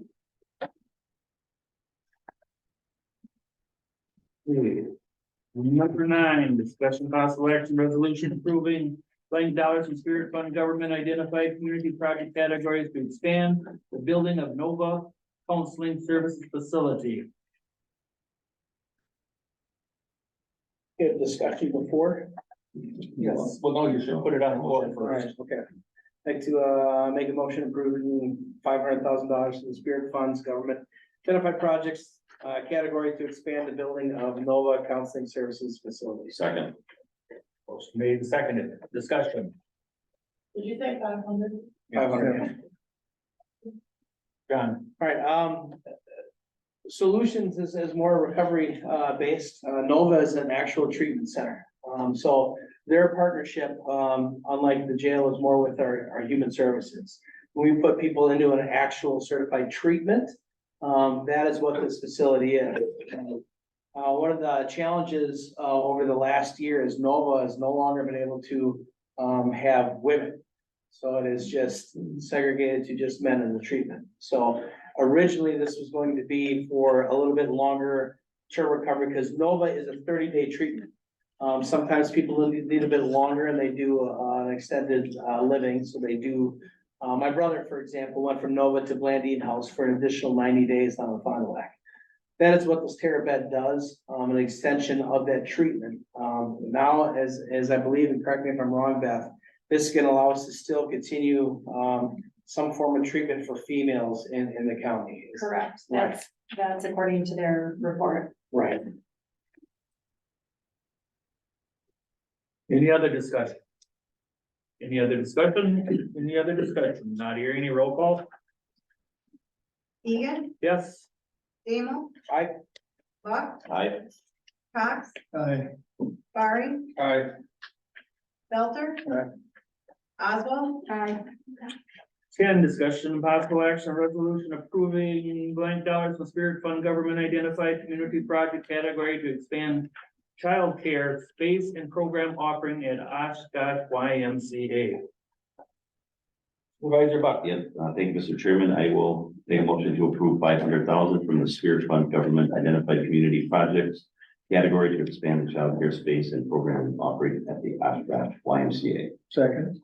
And second, any discussion? John.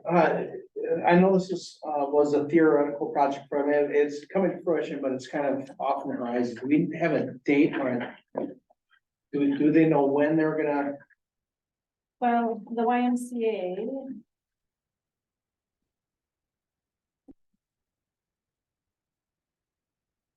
No, but they anticipate that well, when asked, could the money be spent and everything finalized by the end of 2026? They, said definitely. So they don't have necessarily a expansion start date. But as we saw with UWO, the YMCA knows how to go in there, and UWO, I think, had 38 kids in the facility that housed 140. The YMCA went in there, took those 38, and now they opened it up, so there's all these so they know how to get it done and get it done quickly and done well and right. This expansion, they said, will open up to 50 additional spots. And the YMCA offers additional financial assistance to families to help with financial gap between government assistance and those living above the threshold that still can't afford childcare. John, and then my other question is, I just want to make sure that, as I'm supportive of this, but I want to make sure that if this money is granted, it's actually going into infrastructure, and not engineering and design work and stuff like that. So I would feel better If we made, and I don't know if that makes sense. I don't know if that's, Yeah, I guess that's part of it. I just wanna make sure that, that it would be a physical expansion, adding on Right. 50. I mean, they were emphatic that this Right. would add on up to, obviously, age range. and this is on the Depends. 20th Y. Correct. location. Mhm. As a former board chair of this YMCA, as soon as they announce the fundraise, they'll have it filled within 3 months. And it's a $3.8 million project.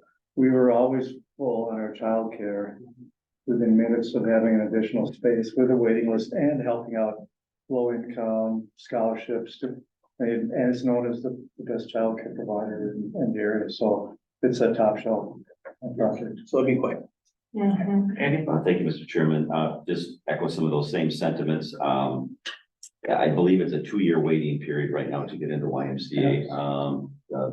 It's in my district, and see the kids walking from Harold Traeger Elementary School to the Y during the school days. Can't say enough good things, but, I know personally tried to get in there, and it was a 2-year waiting period. So, as a person with a young family, I can echo the sentiment of being extremely hard with this child care and two people that work in the household. So, Any other discussion? Right, the guy. What kind of donors do you have when it comes to setting up and running a childcare system like that? And with the superstructure that is going to have to be needed initially, what kind of donor backing do you see them having to be able to complete that, or at least sustain? If we were to give them 250,000 rather than the 500,000, then, we pushed over a line here. The minimum on all of these, I believe, was 250,000. And it's a donation that's attractive in the fact that other donors are going to add to that. In the long run, there's going to be more money on top of what we're putting in there. And I'd like to know, what kind of donorship do you have in there for that? They have ongoing capital, if it's to me, they have ongoing capital campaigns. They have an annual kids campaign. They have always have a capital campaign for expansion. They just expanded downtown. They did West Side Y and then expanded West Side Y. The childcare focus, when the state or federal funding goes away in June, it's going to be a huge need. So there will be donor support. Whether they can get it all from donors, probably. So if you want to turn it down, it's probably one of our better focused investments in my opinion, but My feeling is the donorship through the YMCA have always been relatively strong, okay? Whereas we go down the line, there are a lot of people that aren't going to see $1 of this. We're talking about radios for Winnebago, adding to the list. I'm thinking that we should be giving minimums instead of maximums, or minimums instead of, realistically, in order to make the inclusions. And then if we have to go back and make an additional, give at a later time, but to go ahead and expand all of these in advance to make sure that they can get all of the building they want or whatever. In this case, I would take the 250 and I would hold back 250 and say, okay, if we end up with more money at the end, we'll advance an additional amount.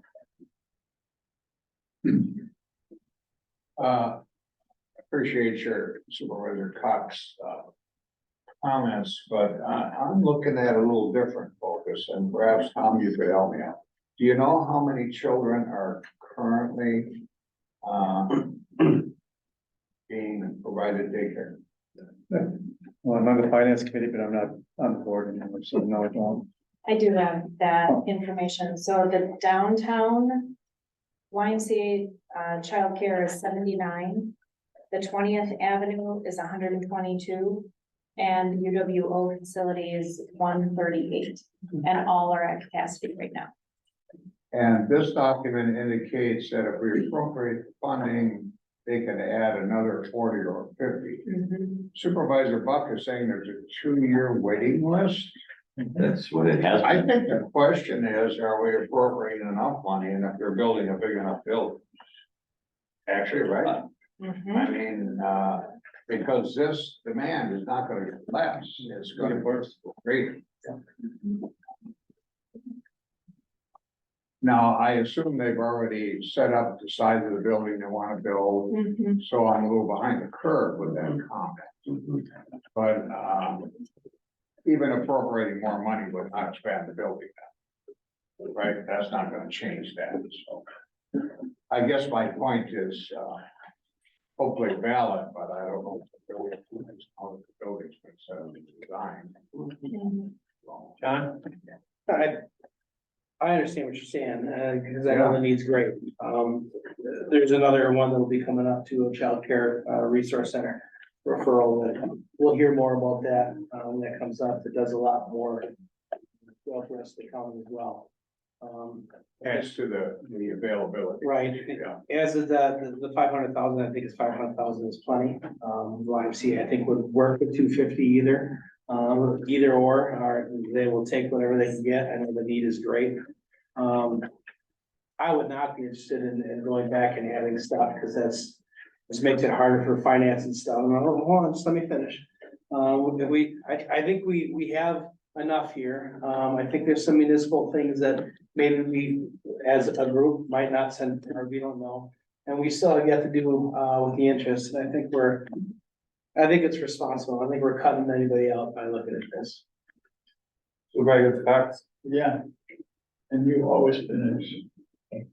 And again, when we take a look at what we're gonna be giving here and then down the line to a later gift to the YMCA and childcare, okay? We can push maybe 250 in that direction, set up 250 in this direction, or whatever. We can change the complexion of the give and move it around between several YMCA's rather than just this one. Okay, I'm wondering if it's necessary to come at it with the full 500 without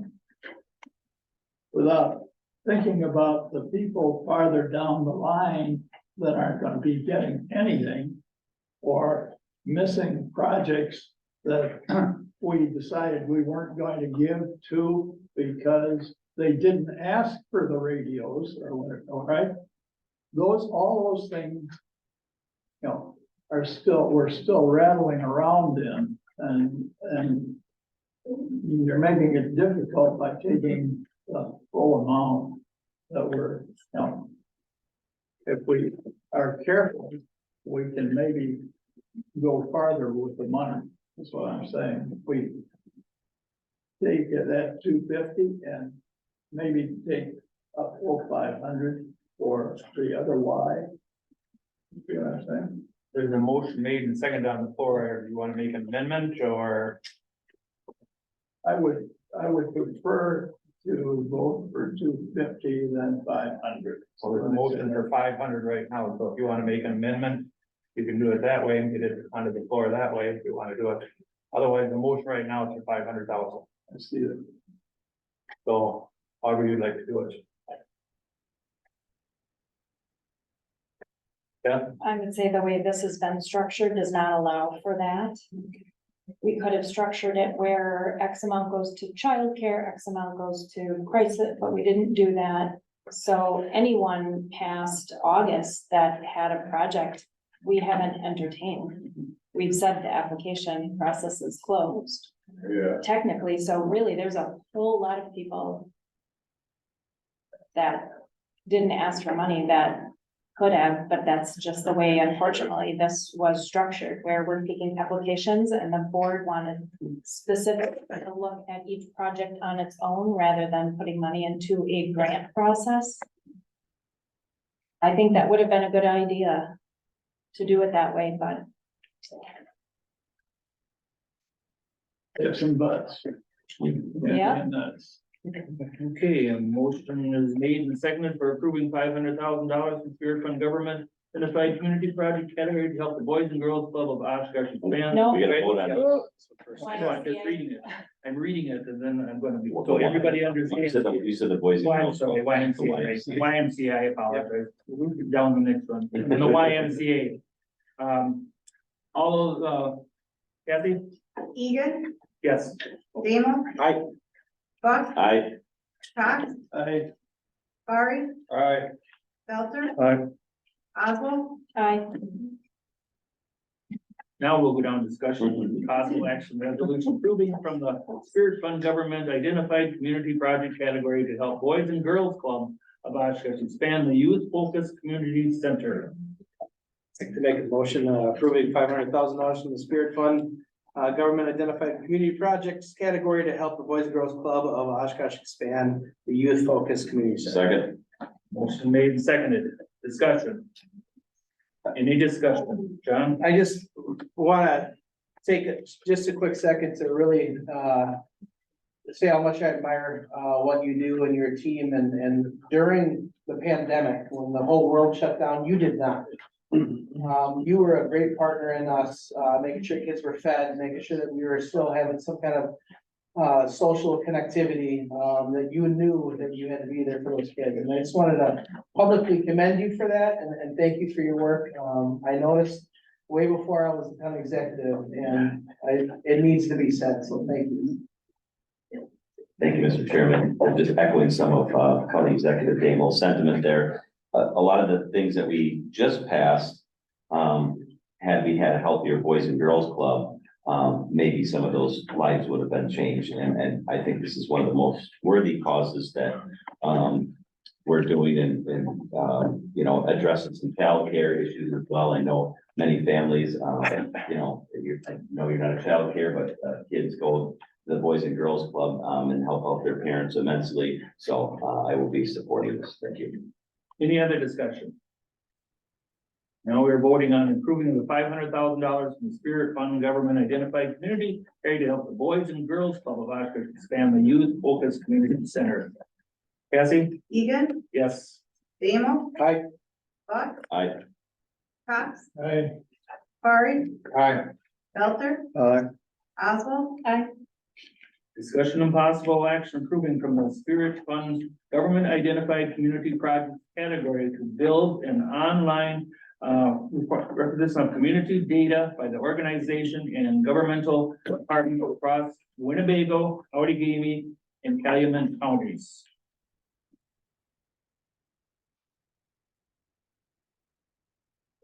$250? 250. yes. All right, I'd like to make a motion approving $250,000 from the Spirit Fund Government Identified Community Projects category to build an online repository of community data used by organizations and governmental departments across Winnebago, Outagamie, and Calumet counties. Second. And seconded. Any discussion? Tom? Who owns it? Who's the borrower? Who are we giving money to? The Fox Valley Data Exchanges, it's on, they've applied for their 501c3 and they're just awaiting. Okay. So they do have their, what is it, temporary EIN until they get their, Okay, so I didn't have a borrower right. in my opinion. So Okay, they are or will be an established nonprofit in the process of. good, thank you. Mhm. I would certainly applaud the commission for providing funding for childcare, community programs that support the people.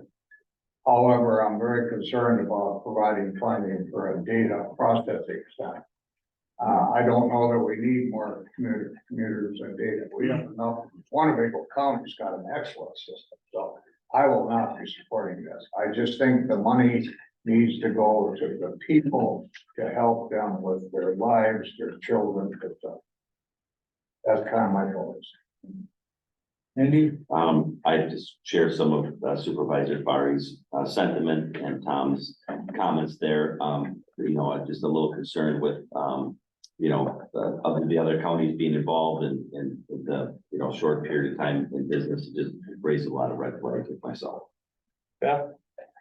So just to give context, there are a lot of data sources, but they're not in one place, nor are they publicly sourced. So if you need information on what the school district is pulling out, you can't go to the county, you need to go to the school district. School district doesn't publish everything, so you have to go to the Department of Public, DPI to get more information. So now if I need to cross-reference the health of kids, I have to go to the school district, to DPI, to the county, to the healthcare systems. So what this is doing is pulling all of that in one place. That's the concept. And then it's their concept then is going to be where nonprofits or organizations or counties or health departments need information. They're able to use the data that they've gathered from all the open sources to be able to prove metrics and show growth and show, basically any kind of reporting that you need, it's all in one place and it's amalgamated together. I would respond to this ability. John? May I ask, Boys and Girls Club a question on this? On this, Yeah. I guess, but it really has nothing to do with them. Would a localized data center help you with efficiencies when you're looking at what you can, would you use something like this in your organization? We right now, use the school district, for a lot of for data, United Way, we receive that. So I guess I hadn't even thought about it, but we also collect the data from our kids. So when in your line of work, when you wouldn't have to jump around to get data? So, you have something? I'm sorry. Any other discussion? Any other discussion? Yes, Supervisor Powell. I'm unaware of this company really to know what kind of security that is backing all of their reconnecting of various databases and pulling everything together. And then what do they do with the data once they, store it, once they get it onto a server somewhere? Are we secure enough? I don't know. Yeah, and I'm sure they don't know right now. The executive director let him talk, for, let him- yeah. Let him talk. I don't like the idea. There are two sources of the data. One is, You want to come up a little bit, please? Oh, here? yeah. there are two sources, for the data. Oh, I see. One is a third-party provider that does provide all the security protocols for it. And the second is University of Oshkosh is gonna be the back end to hold, store the data so that it's safe and secure. All data will have memorandums of understandings or MOUs between them. And so, for example, when we're talking about the new mental health connection data in the area, they will bring the data into there. We will disaggregate it so you can't have people's names, but then you can use that data across any one of the counties. We decided to do 3 counties, just because, but we couldn't scale that to be bigger or smaller, but we want to focus on it. What the community had actually said they wanted. We talked to 44 different organizations, nonprofits, governments. And so what we're launching is exactly what we asked for. John? Can I ask a health director how this would help them? Doug, do you wanna, would this make your job easier? Yeah, we rely heavily on data for our community health needs assessment. Having data in one place would certainly make that job easier. We're always trying to locate and provide data for organizations to use in their strategic planning, in how they're prioritizing how they're using their limited funds. Having data in one place, certainly can do that. Hey, when we look at, I agree, there is a lot of data available. There is so much data that you can't even get through it. And trying to have the data sources that are the most useful. And then once you have them in one place, you can work with that data to make them comparable or in a format that's more understandable. And the data exchange can do all of that. It's really, it's a model that's being used around the country because we've been having so much issues with so much data that it would help healthcare, it would help public health, and it could help any organization really that's either applying for a grant or looking for trendable data to see if the initiatives that a community is putting in place are having an effect. And so it's really a way to help assess over time, you know, what the indicators are that you're looking for, what direction they're moving, and where you want to put resources to impact them. So I would really support it. Do you believe that the security on data that is being taken and the security of the individuals that are being taken from?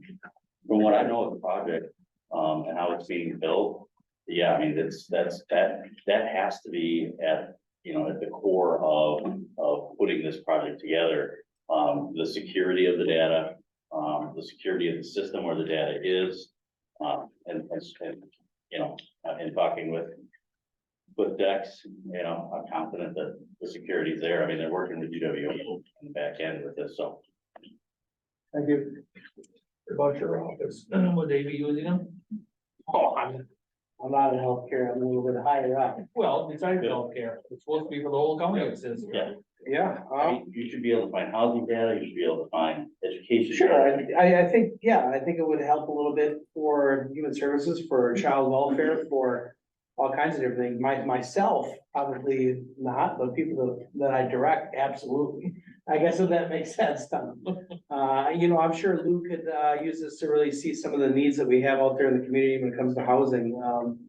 I guess my question I had for Beth, I know your team looked at this and kind of vetted it out. It made it through on an approval color for you. Was there any discussion in your group on this? As far as how it would be, or, Just that it was viable and.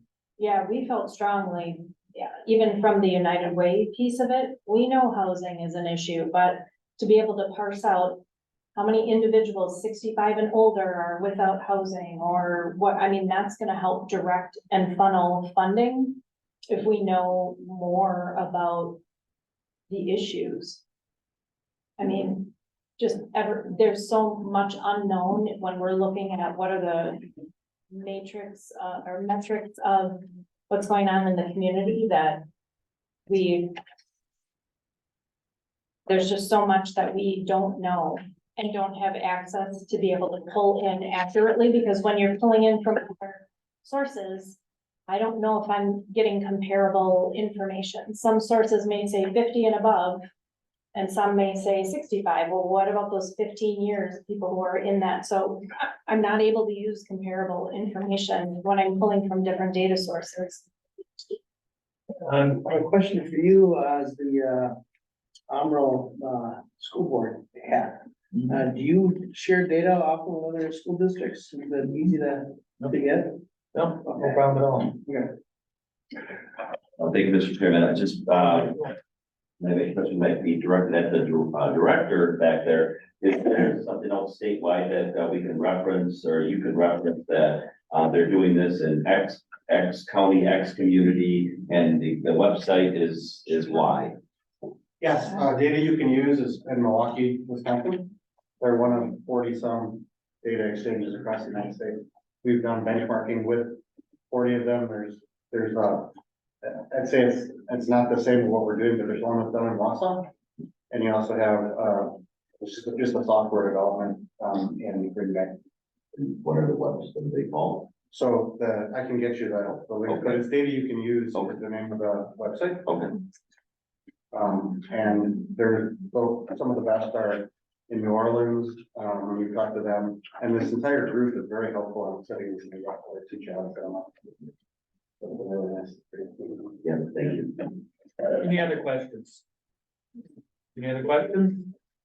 Kathy? Egan, Yes. Damo, Aye. Buck, No, Cox, No. Barry, No. Belter, No. Oswald, Yes. That fails. Next is setting next meeting date. Right. Oh, 13. 13. I'm heading myself there. Open on possible action, continue, selection and fund amounts of projects. Okay, continue prioritizing selection and running off of projects for spirit funding. So there, Are we gonna go, is this list the next step process as you're referring to? Okay. so After today, do we have So our we number? start with 65? that's why, it was, I thought it was helpful for Adam to put in those numbers in H, because then I thought we could just go through and determine what ones we want resolutions. Do you have Or a what? balance now? Always been running a balance here? So, Adam, are you running that? Yep. Okay, so then if you go up to Fox Valley Data Exchange, that one, in the recommendation, so that one is application 38. Yeah, so that would change that number. This here as well? Your recommendation as well? Or I just deleted the minimum, or no, yours is eight. I'm saying, yeah, just take it out of H. Okay, all right, yep. And any other? So if you go down, that would leave us with 200,000 still remaining with those numbers. So is the easiest just to go down the line? The next one up is application 65. I think we need just to define if there are some that we are absolutely not doing so that the commission can reach out to those programs. Don? I would request that we jump through and finish the rest of the municipal ask first, Okay. if that's something we can do. Chuck? I just wanted to clarify the balance, so I can write it in here. For it, please.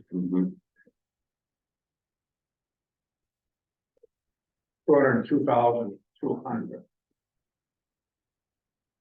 Before we continue any further, perhaps at the next meeting, we can get into and define what we're going to do with the interest money earned before we proceed beyond that. That'd be. I would request that as a agenda.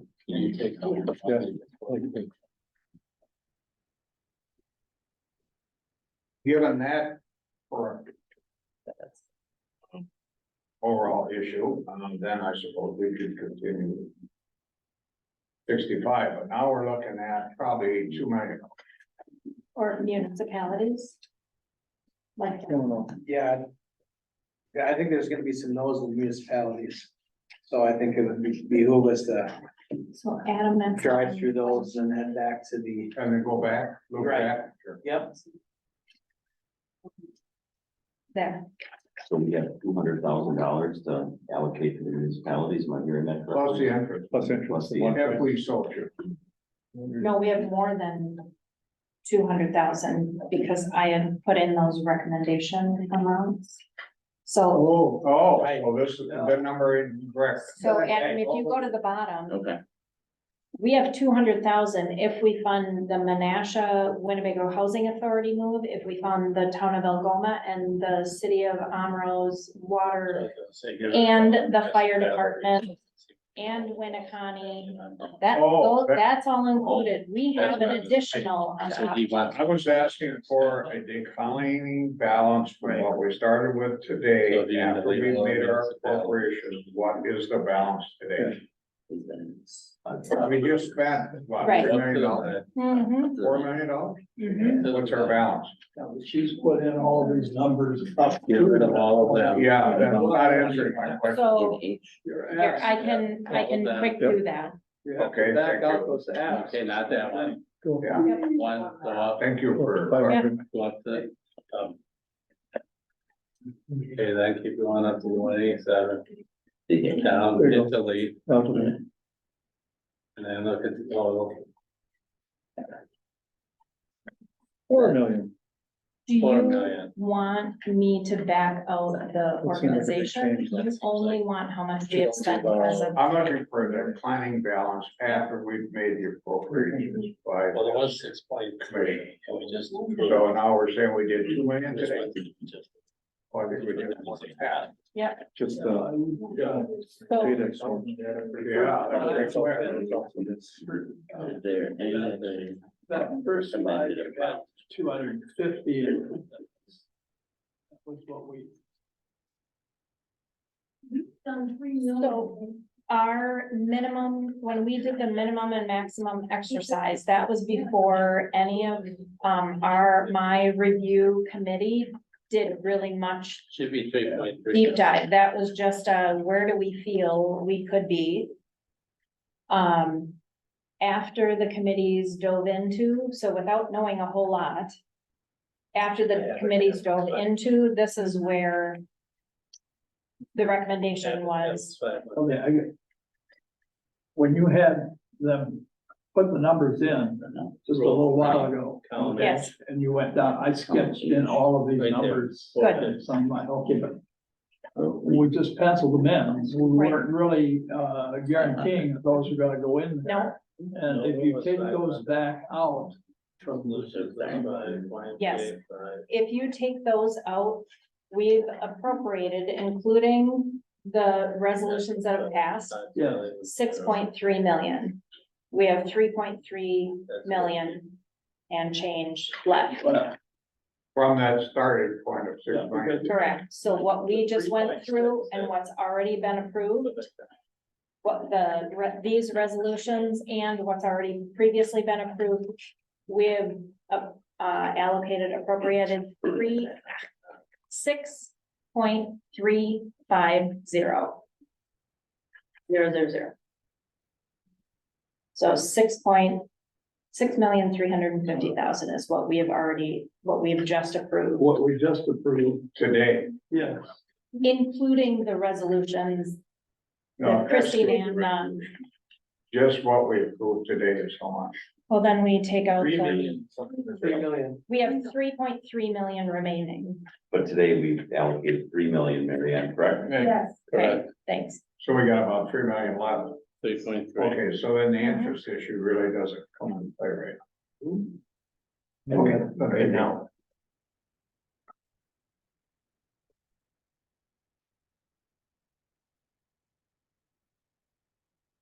And you'd like to go with, Would. I would, let's see. So Adam, line 21. It's application 48, Menasha, get that highlighted. wait a minute here. Right on, Mr. Chairman. That's the one that's talking. I do have, more in-depth information specific to what it. And, I need to have a discussion with yourself and so we'll get into that, but I think there's, comments being made that really, based on the conversation I had several months ago, might be a little different, so we'll get into that, but. The request from Winnebago certainly is not for radios, that is for the municipality itself and primarily in the parks, I think. Mhm. Just a point. For clarification, the vote Yes, go down. The boat issue was pulled by the sheriff. Remember that? Yes, Yeah. because that's for a government, because Which that is owned by the question sheriff. becomes, can we add that back in? I would talk to the sheriff, we got a grant for all three of them. So we're just waiting for his Congress to pass the budget and all three boats are covered. Well, that's a big if. Okay. Right. Right. Right. Really? Right. Yeah. Yeah. Yeah. I think it was three. One was three. Well, I think Winnebago uses the sheriff's airboat. They house it, yes. Right. But you're saying we have a grant that's been approved. Has been, but not ratified until Congress passes their budget. So The that's, United States Congress? I believe so. The sheriff went after a federal grant. Well, all I three is don't what he know told me. if we can wait that long. Well, that's right. But I would ask sheriff to be here, but that's why it was told, yes. Oh, okay. Is And that was, since it's our boat anyways, it would be under the government. it would be under the government anyway. It wouldn't be in this category. Which is fine, just so it's included in that category, that other block of funds we're gonna be discussing, you know. We'll At some see, point, unless the feds pay for it. hopefully we'll have the money procured prior to that. We'll see.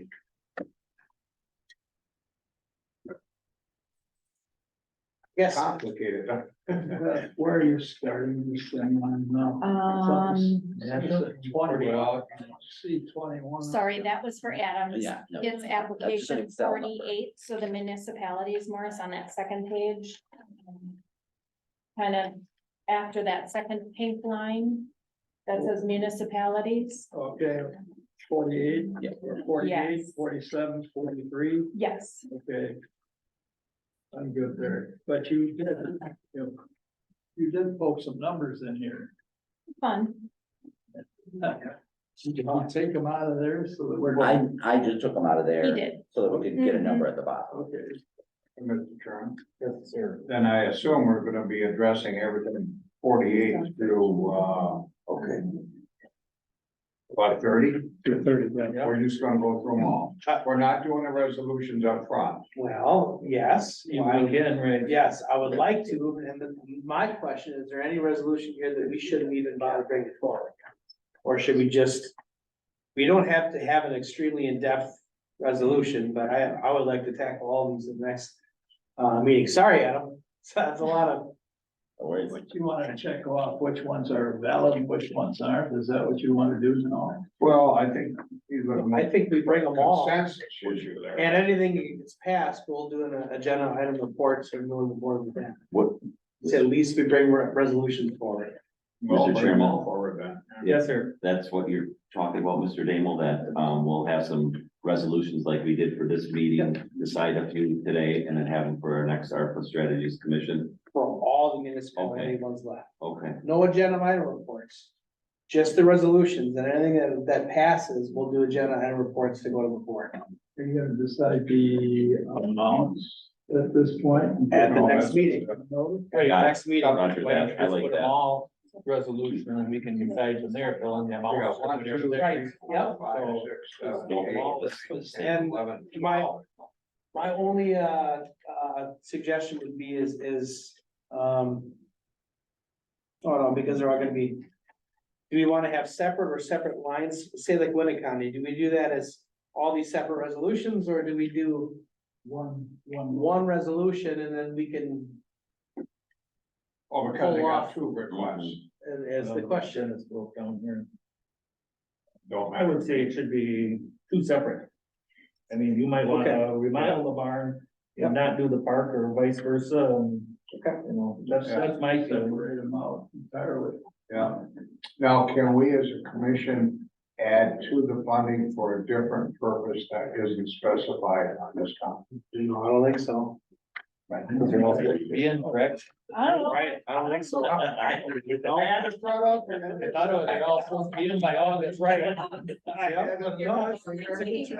Just close the window. I know, Yeah. Okay, Right. leave it be. Decided that? I think in the most part, the resolutions have a pretty good template. think it'd be easy enough to do. So a lot of the resolutions are based on the agenda item reports, because we're getting the facts from the agenda item reports. Yeah. So if there are no agenda item reports, essentially the information I have is in this third, 1, 2, 3, 4th column. Yep. So it might be very scanty, there's not gonna be a lot of information. Just, reach out to Adam, tell him, get you, yeah. We can take her, that'd be nice to. Just so we can vote on them and if they pass, we can Yep. get them to the board. But I don't I don't wanna put I don't want to come back and say, oh, we can't do it because we didn't have this or that. Cassie does. Yep, and I don't wanna have a ton of work going into something that we'll probably say no to a few of these. Yeah. Sure. The ones that are maybe moving forward, Marion, I can give you the verbiage that was sent from Winnebago County. yes. Here's what we would, yes. Okay. Mhm. Quick question, did all the municipalities know to do this? Or are these just the ones that kind of heard about it and then they threw out these requests? Are we treating everybody fairly?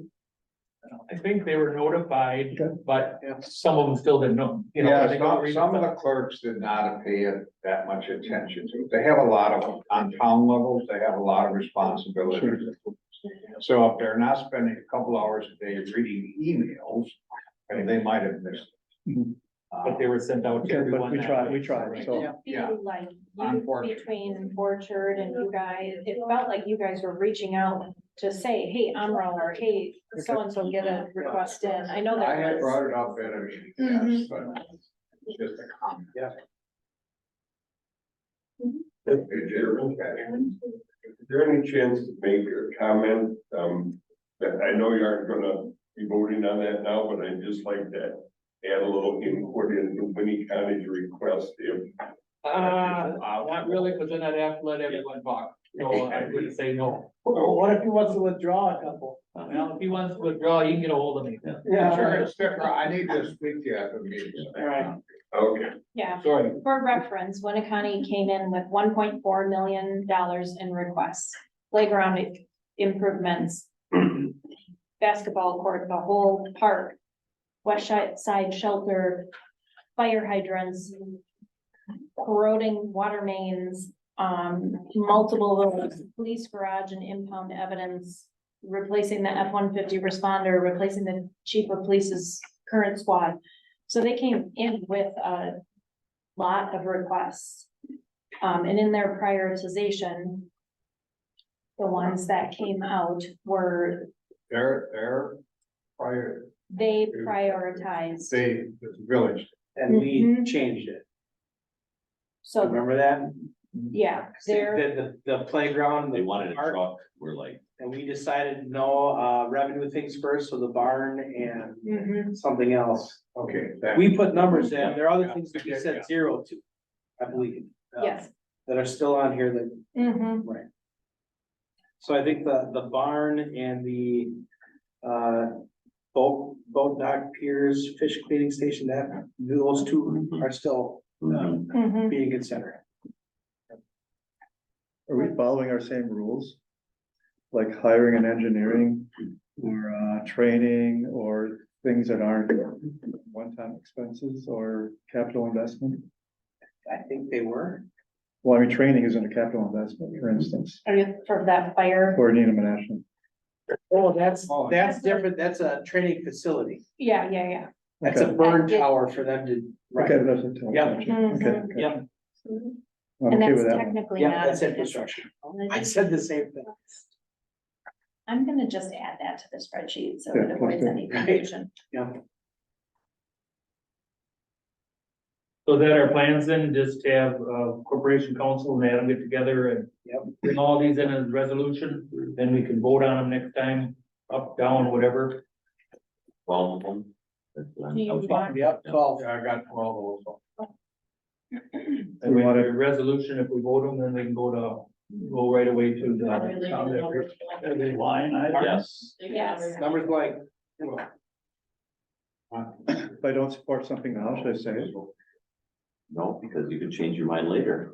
No. They might twist your arm.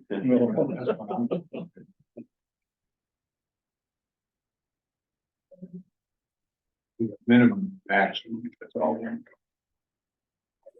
So the minimum and maximum was the exercise that we all did in the room, like where would the high and the low point be? That you would feel comfortable, we as the commission would feel comfortable funding. Right.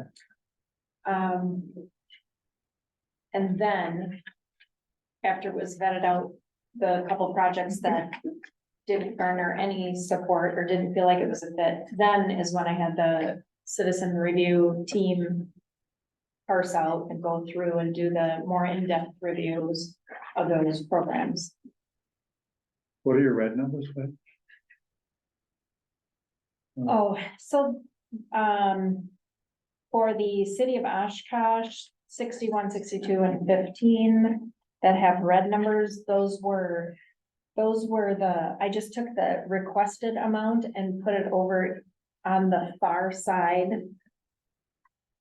They were housing, it was kind of the max that we would consider, but in conversations, it sounded like that's when Lou came to present that maybe a pool of money would go into a housing fund. So that's why they're red, and that's why I didn't put really max and mins in those. We all agree upon this?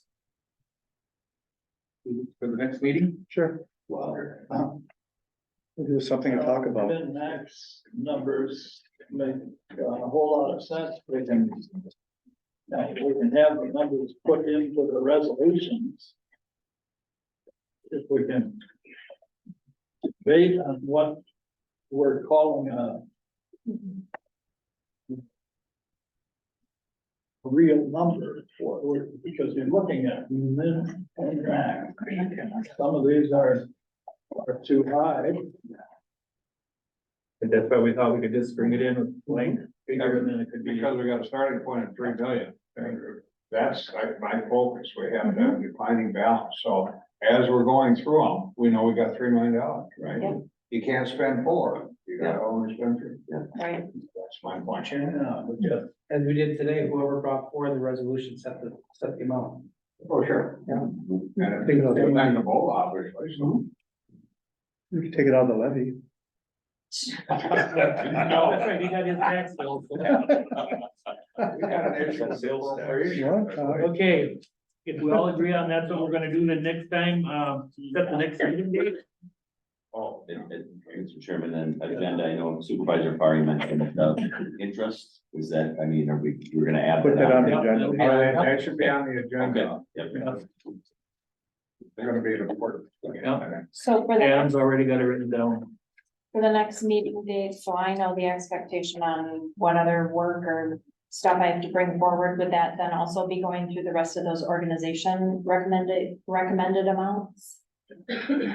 To I think draft we're just gonna do resolutions the, or, we're just gonna do municipalities for next one, right? Next one will be municipalities, right? Just municipalities, the ones that are 12 or whatever is there. I guess for direction. I'm getting a lot of, we cannot sit on, we're coming up to a year of waiting for this request.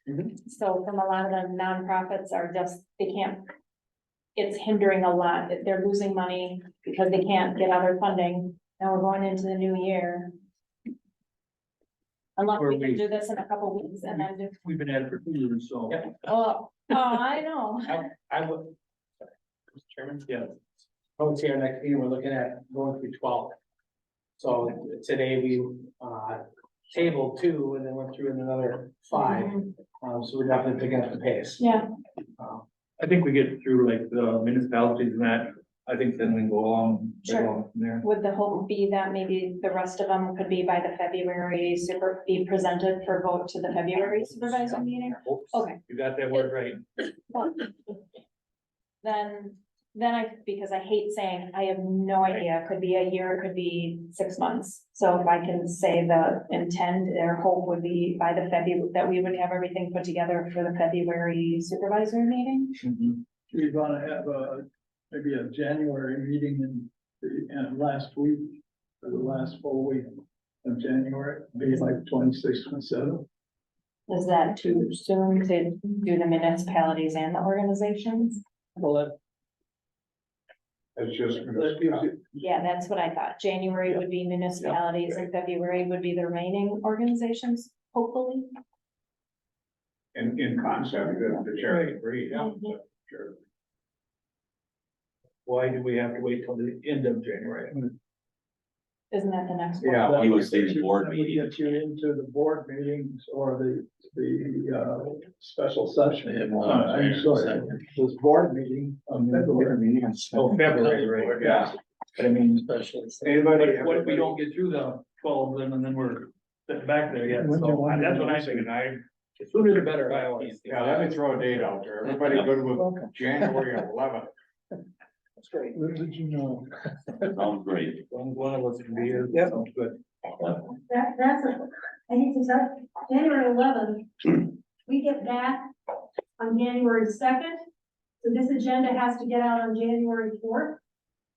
And I have a brief due on the 4th. Okay, how about the 18th? No, I have seen issues with this agenda. This agenda's gonna be pretty quick. I've got a committee meeting. And just for, there's a special orders meeting on January 2nd. Yeah. And then we've got the county board meeting On on the the 16th. 16th. But just remember, whatever date you pick for the meeting, it actually has to be done a week before, because you send out. Well, these that we just voted on, okay, are gonna show up at the 16th meeting, I would think. Correct? January 16th. January 16th, right?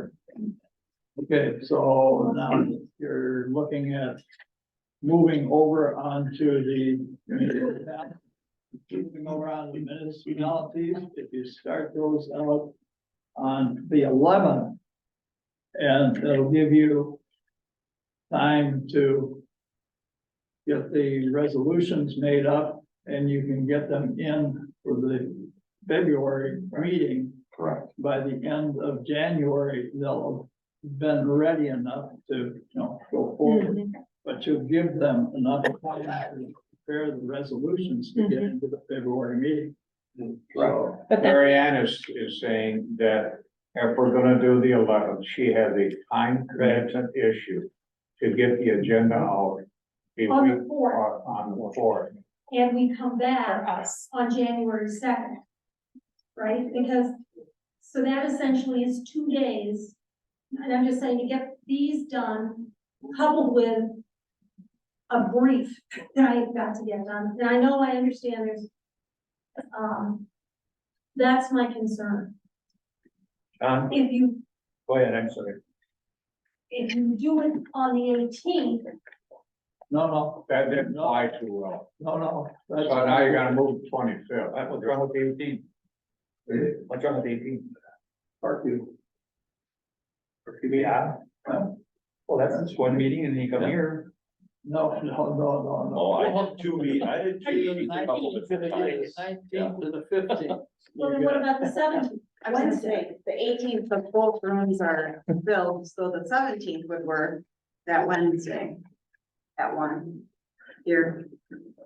I have nothing going. Got any meetings that day, Morris? As long as I can get out of there by 4 o'clock, I'll be all right. 17th. 17th. Now we're doing the 17th. All right. Andy, is good with the 17th? Do you want to see if you can get back out the sheriff's office? Or just get a little more? They're both available, so whatever, but this works out nice, because it's right here, if it works out. We have a lot for of everybody else. people, the sheriff's office. is True. Whichever you pick, Nope, you're the you tell person. me the direction. I always ask staff if you're telling me here. Right. Right. You're the one that's gotta do the work. Yeah. Right. I don't matter, I just need to know which one you guys would prefer, if you prefer. 17th. 17th here. 17th here, 1 o'clock. January, right? Okay, I'll send my handy phone. All right, motion adjourned? Motion adjourned. Second. Made second to adjourn, all those in favor, signify by saying aye. Aye. Opposed, say nay, carried. Happy holidays for those of you. Yeah. Hey, Chuck, I got my first bill from the city for my impervious surface, monthly bill. Now that so that was a whole conversation with people calling me, and asking. Well, the city is not.